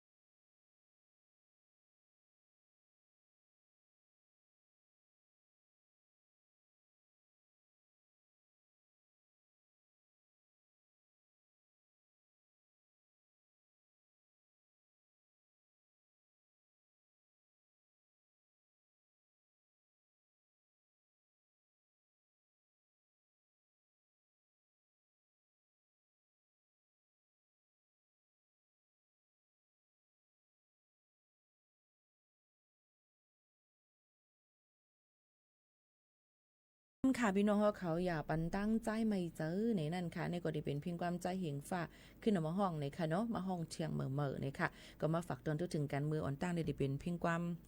ป้อมนางมุนเมืองก็ได้เป็นหน้าหางเจ้าเนี่ยค่ะหมอกขนาดนะคะเนาะก็ดีแล้วว่าเมื่อว่าเมื่อซึ่งตึกหันปีกะเลยอยู่มือมาออกรายการเย้านอพี่สาวไอ้แต่หรือเมืองไทยในกว่าเลยในขี่เครื่องบินกว่ากำเลยค่ะพี่น้องเขา1 ชั่วโมงก็ถึงแล้วค่ะเนาะขึ้นมาคือ1 ชั่วโมง15 นาทีก็ถึงเยาจังไหนค่ะมันง่ายเงียบในค่ะเนาะตอนแต่อยู่ดังเมืองจึงไทยในค่ะนะมันง่ายจังหือล่ะมันง่ายตอนแต่เฮาค่ะใครกว่ามาจังหือก็มันง่ายเพราะเฮาค่ะวางแผนไว้อ่อนตั้งเนี่ยมันง่ายตอนแต่เฮาค่ะโยก็เพราะเฮาซื้อตัวเฮามินกาตัวเฮามินไว้หึงๆเนี่ยมันดิถูกค่ะนะบางปอกมา 2-300 วัตต์ด้วยค่ะนี่ย้อนเปิ้นนั้นเลยบ่ถามว่าบ่ดีกว่าเลยทั้งปุ่นในขี่ก้ากาวค่ะนี่มันกลๆขึ้นๆนะอยู่เกี้ยงใหม่กว่ากรุงเทพมอก7 8 9 10 ชั่วโมงจังหนังไหนค่ะดองใจโยก็บ่เอาลูกก้ากว่าก็ได้เสียเงินนำหลายหมื่นการน้ำมันกายก็ 4-5,000 ของใจก็แม่เฮาค่ะมาขึ้นมาอันดับ2ด้วยบ่เฮาเทกว่าเลยในจึงเฮาได้กว่าเลยกันได้เฮาซื้อตัวเฮาหมิ่นไว้วันต่างเฮในนั่นค่ะมันก็ติถูกกว่ามาดองใจค่ะโยก็บ่เฮากว่าในแต่เหลียวในมันง่ายนะเฮาค่ะแค่คัดก้าวที่คงเฮาหมิ่นให้กว่ากำเหลียวบ่ได้มากขึ้นก็เอาก้าวมาไว้ปันที่คงเฮาหมิ่นขึ้นก็ไล่1วันในหมอก600จนถึง 1,000 วัตต์จังไหนก็ค่ะลดก้าเฮาก็คัดนั่นใครขี่ก้ามิ้วคือค่ะใครขี่ก้ามาซิตี้เบนใครขี่ก้าอีหังอันกาคันใหญ่ยังก็เลยก็กาคันก็ได้ขึ้นกว่าจังไหนค่ะเนาะย้อนเบิ่นนั่นแหละมันไงเงี่ยมตอนตาดีกว่าเอลเลตั้งมึงจึงไทยในเหมือนวันเฮาเมืองเฮาบ่ดีกว่าวันเฮาเมืองเฮาเนี่ยกำคำว่าไม่ซองลอง4 3 4 5 5ปันตก6ปันขึ้นว่า10ลีเข้า9ลีออกให้ไหนดิๆลมมันจังกว่าแล้วค่ะเนาะมันก็พอเขาถามมาดิถึงไรม่องแน่เนี่ยอย่าไปถามชุบมั่มอยู่สมัยญาหลาเที่ยงค่ะพี่น้องเขาบ่เป็นวันเฮาเมืองเฮาเปิ้นดียุ่มกันจึงนั้นด้วยกะบ่เป็นตั้งในบ่ห่อมลาดเปิ้นว่าเฮาดีกว่าวันเหลอมือเหลอในเปิ้นก็เต็มไปฮับเฮาค่ะเปิ้นก็เต็มไปมุงมองเฮาเปิ้นก็เต็มฮู้เฮาได้ถึงข้าวไหลเปิ้นก็เต็มฮู้ตั้งในติเลลาดค่ะเฮาได้กว่าถึงข้าวนั้นข้าวในวันนั้นวันในเฮือหมินเที่ยวอันในจังไหนดองใจมันก็ติเลลาดไว้เฮ็ดไหนค่ะก็เปิ้นนั้นได้บางลวงมากก็ลียุ่มบางปอกก็บ่ลีเอาฟิงทุ่งอันเก่าๆมาเจอก็ไหลจังไหนค่ะเนาะมันจังไหนค่ะก็หยาบมาหยาบเนี่ยค่ะตั้งวันเฮาเมืองเฮาหน่อยค่ะเนาะที่เลยใจเขายามหึงก็มาเปิ้นปิกตั้งว่าก็มาเปิ้นผุยตั้งว่าเปิ้นเจ้าหน้าที่เปิ้นมีอันนั้นอันไหนว่าให้ไหนปิกตั้งว่าโอ้สุกซักนั่นว่าเป็นตั้งได้ใครกว่าเลยก็ง่ายเงียบเนี่ยในค่ะเนาะใน1วันใครกว่าเลยเหมือนจังว่าเฮาค่าไกลกะเลยกรุงเทพให้ขึ้นมากขึ้นกว่ามันยังไหลนั่นค่ะเนาะกะเลยให้ไหนมากก็ขึ้นยังไหลมันง่ายเนี่ยในค่ะตอนดาตั้งในนะคะเพราะเฮามีลองวางแผนเนี่ยก็มีมันนี่มีเงินนั่นขนาดไหนก็กะบางปอกมาเลยมาบ่ดีกว่าเลยมาไหลใครกว่าเสตาก็ตั้งใครกว่าได้ตึกตันอย่างตึกให้ปอกก็เงินในถุงตึกในท้องเฮาค่ะซะมิวป่นในเฮงนี่ก็ขยับไว้หนังเก่าในค่ะเนาะเหมือนหมู่เขาโน่นแนวค่ะนี่ก็ปานนั้นเพราะเฮามีลองวางแผนไว้เฮาค่ะกว่ามาเลยง่ายรวมเจออันเดียวก็มีลองรถเพดอนแต่เฮาค่ะนะคะยกก็พอดีขี่เฮมินดีกว่าตาไปตั้งในเปิ้นติมีป้าประกันนะคะประกันอันว่านั่นติมีเงินกำคำลองเพกึ่งกลางจึงหนังไหนจอมนะคะเพราะเป็นเพกึ่งกลางมาเปิ้นก็ติหยอดสายเตียนเฮาค่ะเปิ้นก็ติให้ไม้ไว้นั่นขนาดติกับ10ติเผอจึงหือพองจึงหนังไหนก็ติมีจึงหนังไหนค่ะเนาะอันนี้ก็เป็นลองตั้งง่ายเงียบตอนตาเมืองอันเมืองจึงไทยก็เมืองอันเปิ้นขึ้นกับหลายๆจึงเมืองจึงหนังนั้นค่ะพี่น้องเขาก็แมวค่ะมาถ่อมเต้ยเกี่ยวกับไปลองป้ายอยู่ลีก็ตั้งกินตั้งย่ำกันอีกอ่อนนึงเนี่ยค่ะมันก็ได้ทรงเกี่ยวกินหมักไม้หมักตอกกันน้ำในนั้นค่ะเนาะมันก็ได้เกี่ยวกินมังเมียวก็เต็มบ่เกี่ยวกินหมักไม้ได้ก็ตื้นฮู้จักกันอยู่นั่นค่ะเนาะหมักไม้อันถูกลีกินพ่องกังไหนย้อนว่าอันอ่ำถูกลีกินมือพ่องกังไหนนั่นในเป็นอีสัง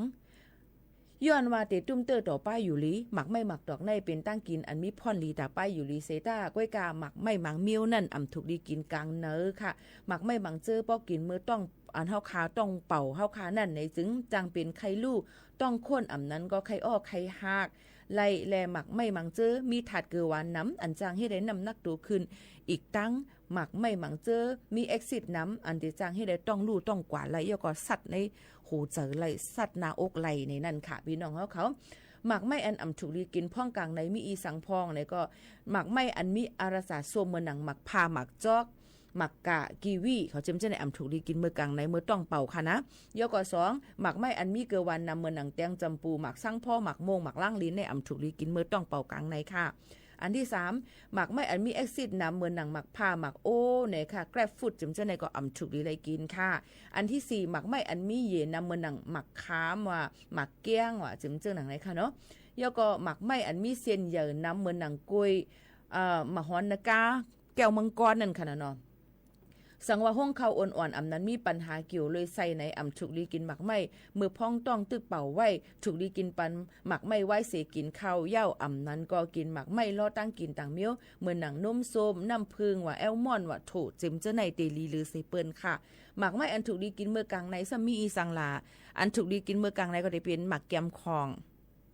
หมักแก้มของนะคะเนาะโรสแอปเปิลเนี่ยค่ะสตรอเบอรี่ค่ะบลูเบอรี่หมักฮูราสเบอรี่แคนเบอรี่เจ้าเนี่ยค่ะหมักไม่เจ้าในมีสารอาหาระอันลำลองต่อตัวคิงเหมือนหนังวิตามินซีวิตามิน B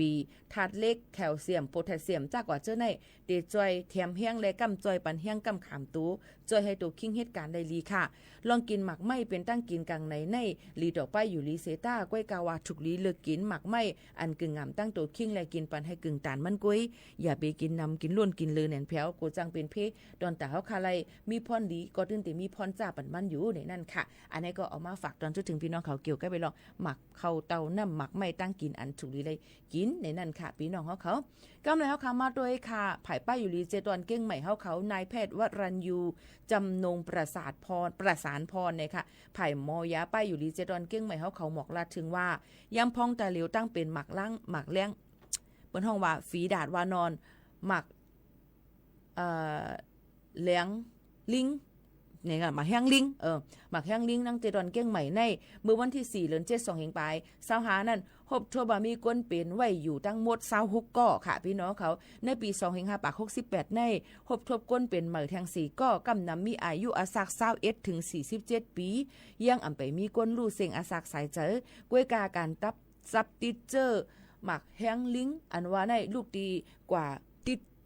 อยู่จำกะทุกถูจอมก้นอันเป็นตั้งเป็นในขณะเนาะเยาก็จะมีตุ่มมีตุ่มมีน้ำมีหนองจอมโตคิงจอมเนินหนังเฮาคาเนี่ยค่ะเยาก็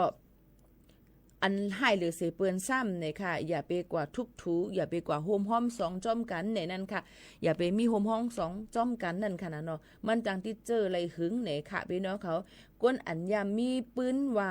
ยามอยู่จำก้นอันมีเจอหมักแห้งลิงได้ในจึงโดยรูล้อมด้วยถึงตัวเจ้าเก่าใน21วันค่ะหลังไหวหลังเสกว่าอยู่จำนั่นค่ะนะเนาะสังว่ามีตุ่มมีคมๆกายๆอันนั้นก็มีตุ่มมีหนองจอมโตจอมคิงในค่ะยก็มีจอมเครื่องอังกาอันนั้นก็ภายร่างเครื่องภายหลวงเฮาค่ะนั่นในจึงมีลมไม้ไข้หนาวเจ็บเนื้อเจ็บตัวอ่อนๆง่ายๆนะคะต่อมน้ำเหลืองมันเกอนะคะฉุกดีกว่าฮบทบหมอยากดจัดด้วยคันๆเพ้อๆก็ปูว่าย่ำพองแต่เหลียวห้องยากูตีในตั้งเสดวันเก้งใหม่ในเนี่ยก็ปันตื้อตั้งให้กับกดจัดเจอฝีดาดว่านอนอำนั้นก็มาแข้งลิงรวยมีกาเจ้าใจมันในนั่นค่ะพี่น้องเขาก็เปิ้นนั้นแหละมอยาเขาจ่องไกฝักฟังไว้ปันรูรวมด้วยถึงลองง่ายๆลองเฮกังในก็อย่าไปก็อยู่จำก้นอันมีตุ่มมีน้องจังหนังไหนค่ะเนาะฟังกันไว้อย่าไปมีโฮมกามาโฮมห้อม2จำก้นอันที่ฮู้จักในค่ะเยาก็รูรวมด้วยถึงป้ายอยู่ลีโตเจ้าเก่าใกล้ๆสุกสีล้างมือเฮาหมดเสือเซียนเสือเลยกวนสีตาสีนะคะอย่าไปกอดใจคุกของโฮมจอมต่างก็ในค่ะเยาก็สั่งเจ้าว่ามีปืนวางลูกต่างจึงเมืองเข้ามาในซึ้งเนี่ยค่ะเพราะว่ากว่าตั้งเมืองแอฟริกาเขานั่นในซึ้งพี่น้องเขาค่ะให้กว่าหมอกรัดวันเจ้าหน้าที่เขาโกจังที่จับเจอจังหนังไหนมือพองเปิ้นตึกไปมุงมองไปกดจัดกดทัดด้วยอยู่นั่นเปิ้นก็ได้ให้เฮาขามีเครื่องใจส่วนตัวแล้วก็อยู่ไว้ห่างไกลก้นต่างตีจังหนังไหนแล้วก็โหลเลยใส่ผ้าต้มคูหนังผ้าปิกคูหนังแมสจอมเนี่ยนั่นค่ะเมื่อโหลอยู่จำก้นต่างก็สังว่ามีลองข้องคำปองเจอนั้นก็มีลองใครถามเพิ่มเตอแทงไรเนี่ยค่ะดีภายตั้งป้ายอยู่ลีจัดวันเก้งใหม่หมายโฟน0532111048 อันนั้นก็หมายโฟนฮิปเน็ตในค่ะที่1422ก็อะไรเหมือนกันอันนี้ก็เป็นเกี่ยวกับไปลองป้ายอยู่ลีลองหมักเลี้ยงลิงในนั่นค่ะหมักเลี้ยงลิงหมักแห้งลิงเนี่ยค่ะเอามาฝากเตือนถึงพี่น้องเขาให้ฟังกันไว้จอมเนี่ยค่ะเรือเซนนั้นตั้งเป็น AIDS ตั้งเป็น HIV ก็แพร่ลามตั้งเป็นซิฟิลิสเจมจะในก็แพร่ลามมาเนี่ยนั่นค่ะนำเต้นนำว่ากำนำเตเป็นลองโฮมกะมากันใจดังใจจะไหนค่ะเนาะเยาก็โฮมกะมาเลยลองตั้งอำเลิกหน้านะคะมีลองโฮมกะมาห้อม2กันหลายก็หลายคนจะไหนเลยมีลองหักเร็วใจเร็วจำจะไหนหลู่เลยฟังกันไว้สังเสว่านอกเจออันเป็นโพอันเป็นเมเสียมว่าไหวเสีย3เดือนกว่ากดจัดด้วยเลือดค่ะเนาะยืนปูว่าตั้งเป็นเอสเจอ HIV ในมันเตไวรัสนั้นมันเตต้องไกออกมาจังหนังไหนค่ะอำจะว่ากว่าโฮ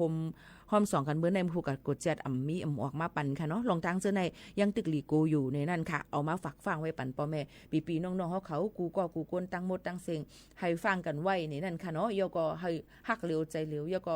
ฟังกันไว้อย่าไปกว่าสูงเล่นลองตั้งเป็นลองพิษ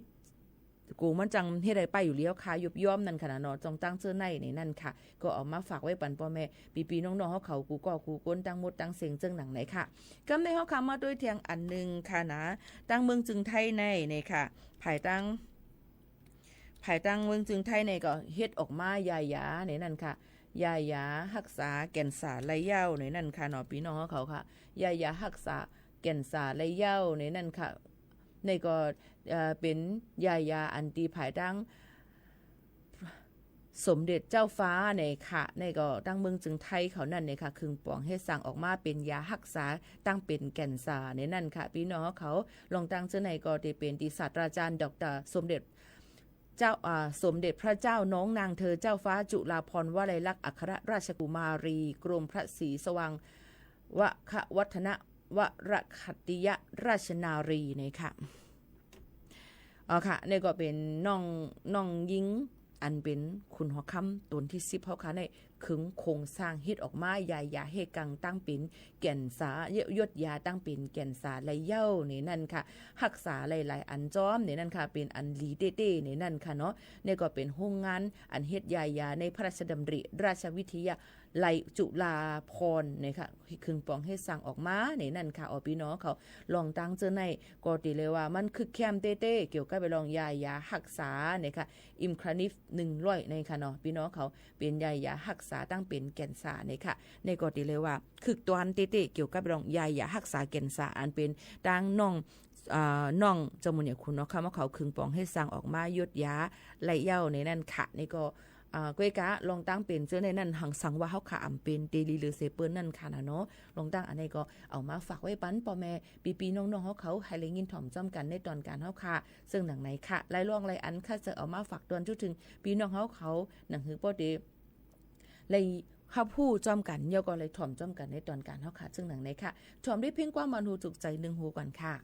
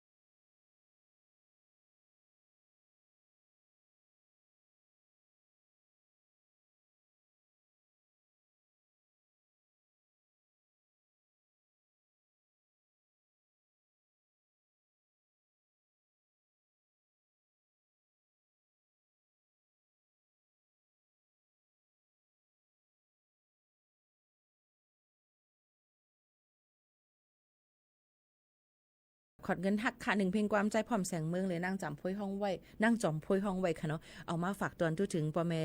พี่ๆน้องๆเขาให้ได้ยินถ่อมจ้อมกันจังหนังไหนค่ะพี่น้องเขาค่ะอ๋อค่ะอย่าลืมค่ะนะพี่น้องเขาค่ะจะเจออันถูกดีเลยกว่ายืนสถานะต่างดาวถาวรอันถูกเมียนจำหนังปึงครมเมื่อวันที่29เดือน10 2เฮงปลาย25ป่นมานั่นเนี่ยก็ให้กว่ายืนย้อนไล่เนี่ยค่ะ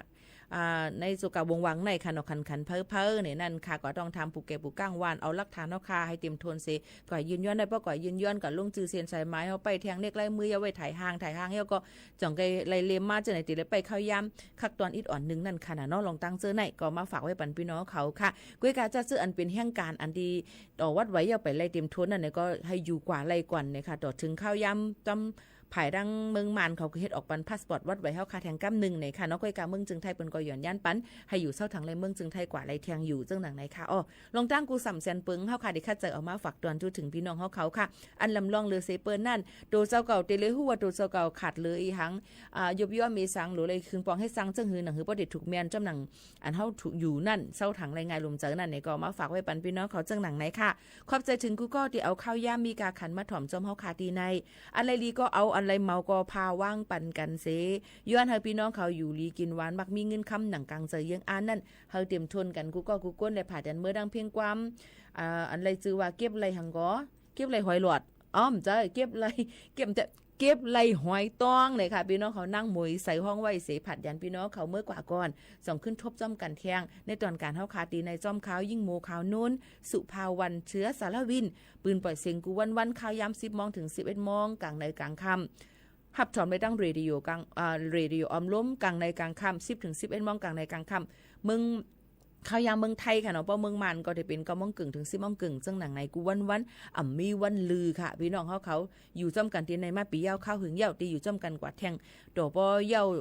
เอาเป็นเสียนมันนั่นขนาดไหนบ่เปิ้นลึบออกอันตั้งก็ค่ะเมื่อไหร่เขายินชมขอบใจกูก็สิฝากไว้บันเพียงความเปี่ยวมนดนเจินเก็บไหลหอยตองฝากบันพี่น้องเขาสิมื้อกว่าเยาวค่ะมือสูง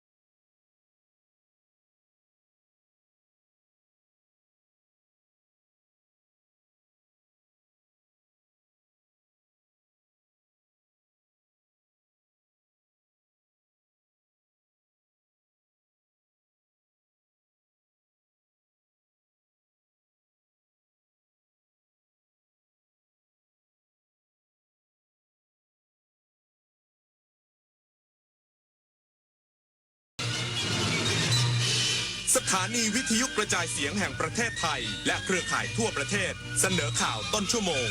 รู้เร็วรู้จริงเกาะติดทุกสถานการณ์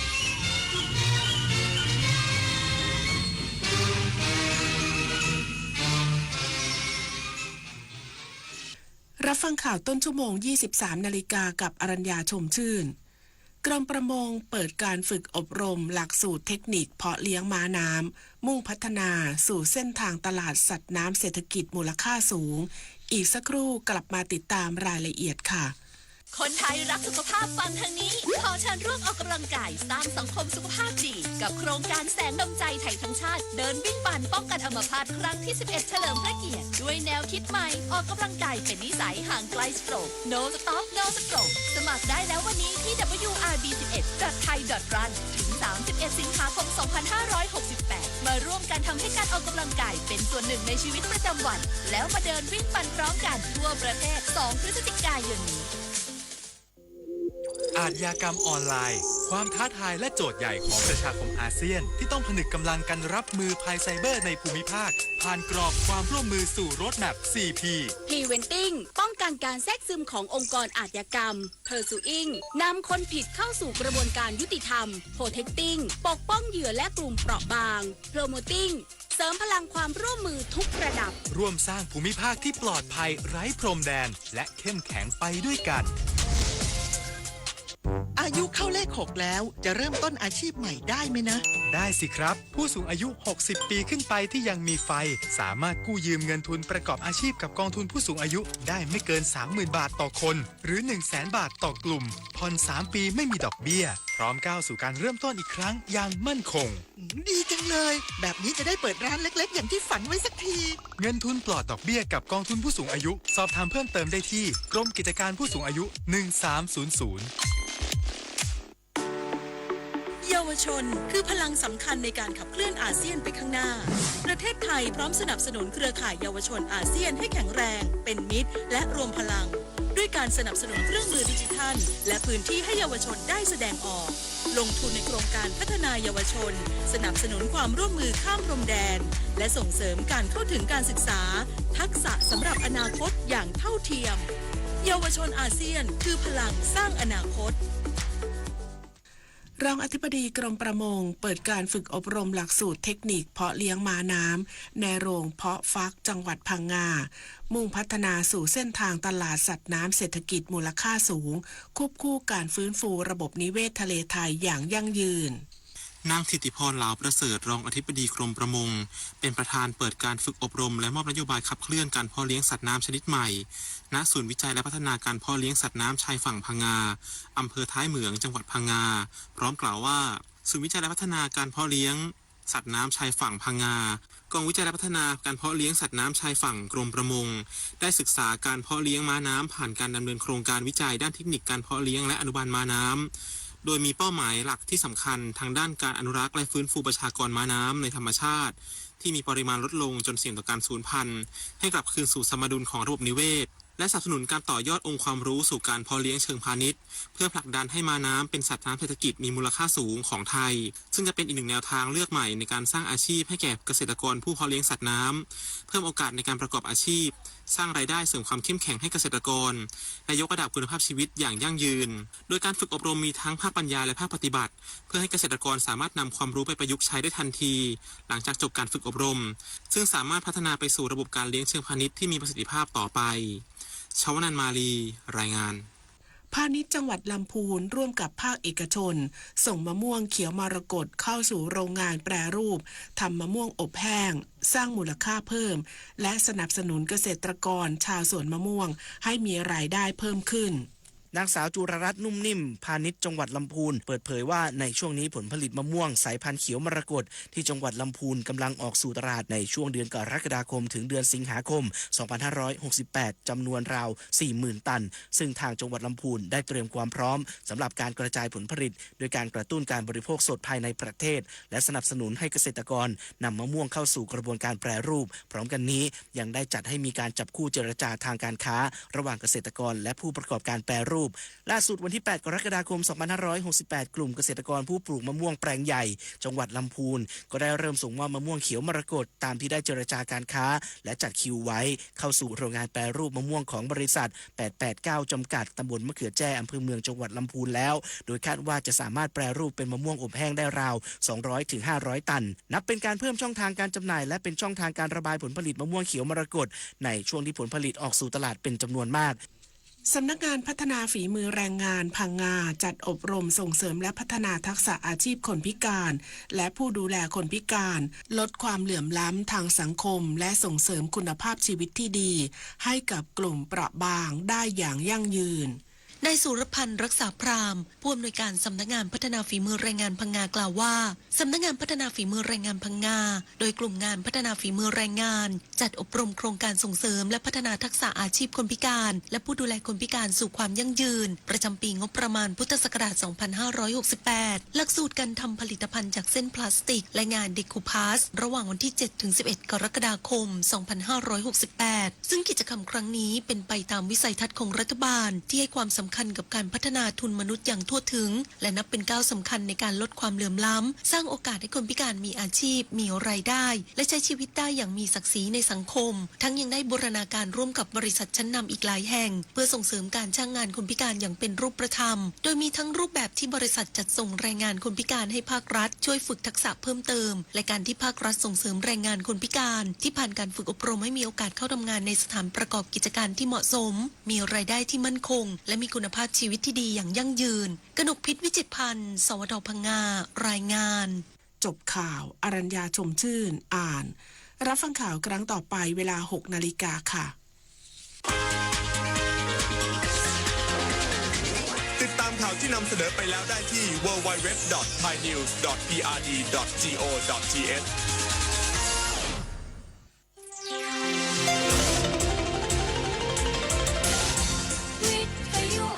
ประเทศไทยให้ความรู้กู้ความสุข ต่อไปนี้ขอเชิญท่านฟังรายการเพื่อนฝันดำเนินรายการโดยจารุลินมุสิกพงศ์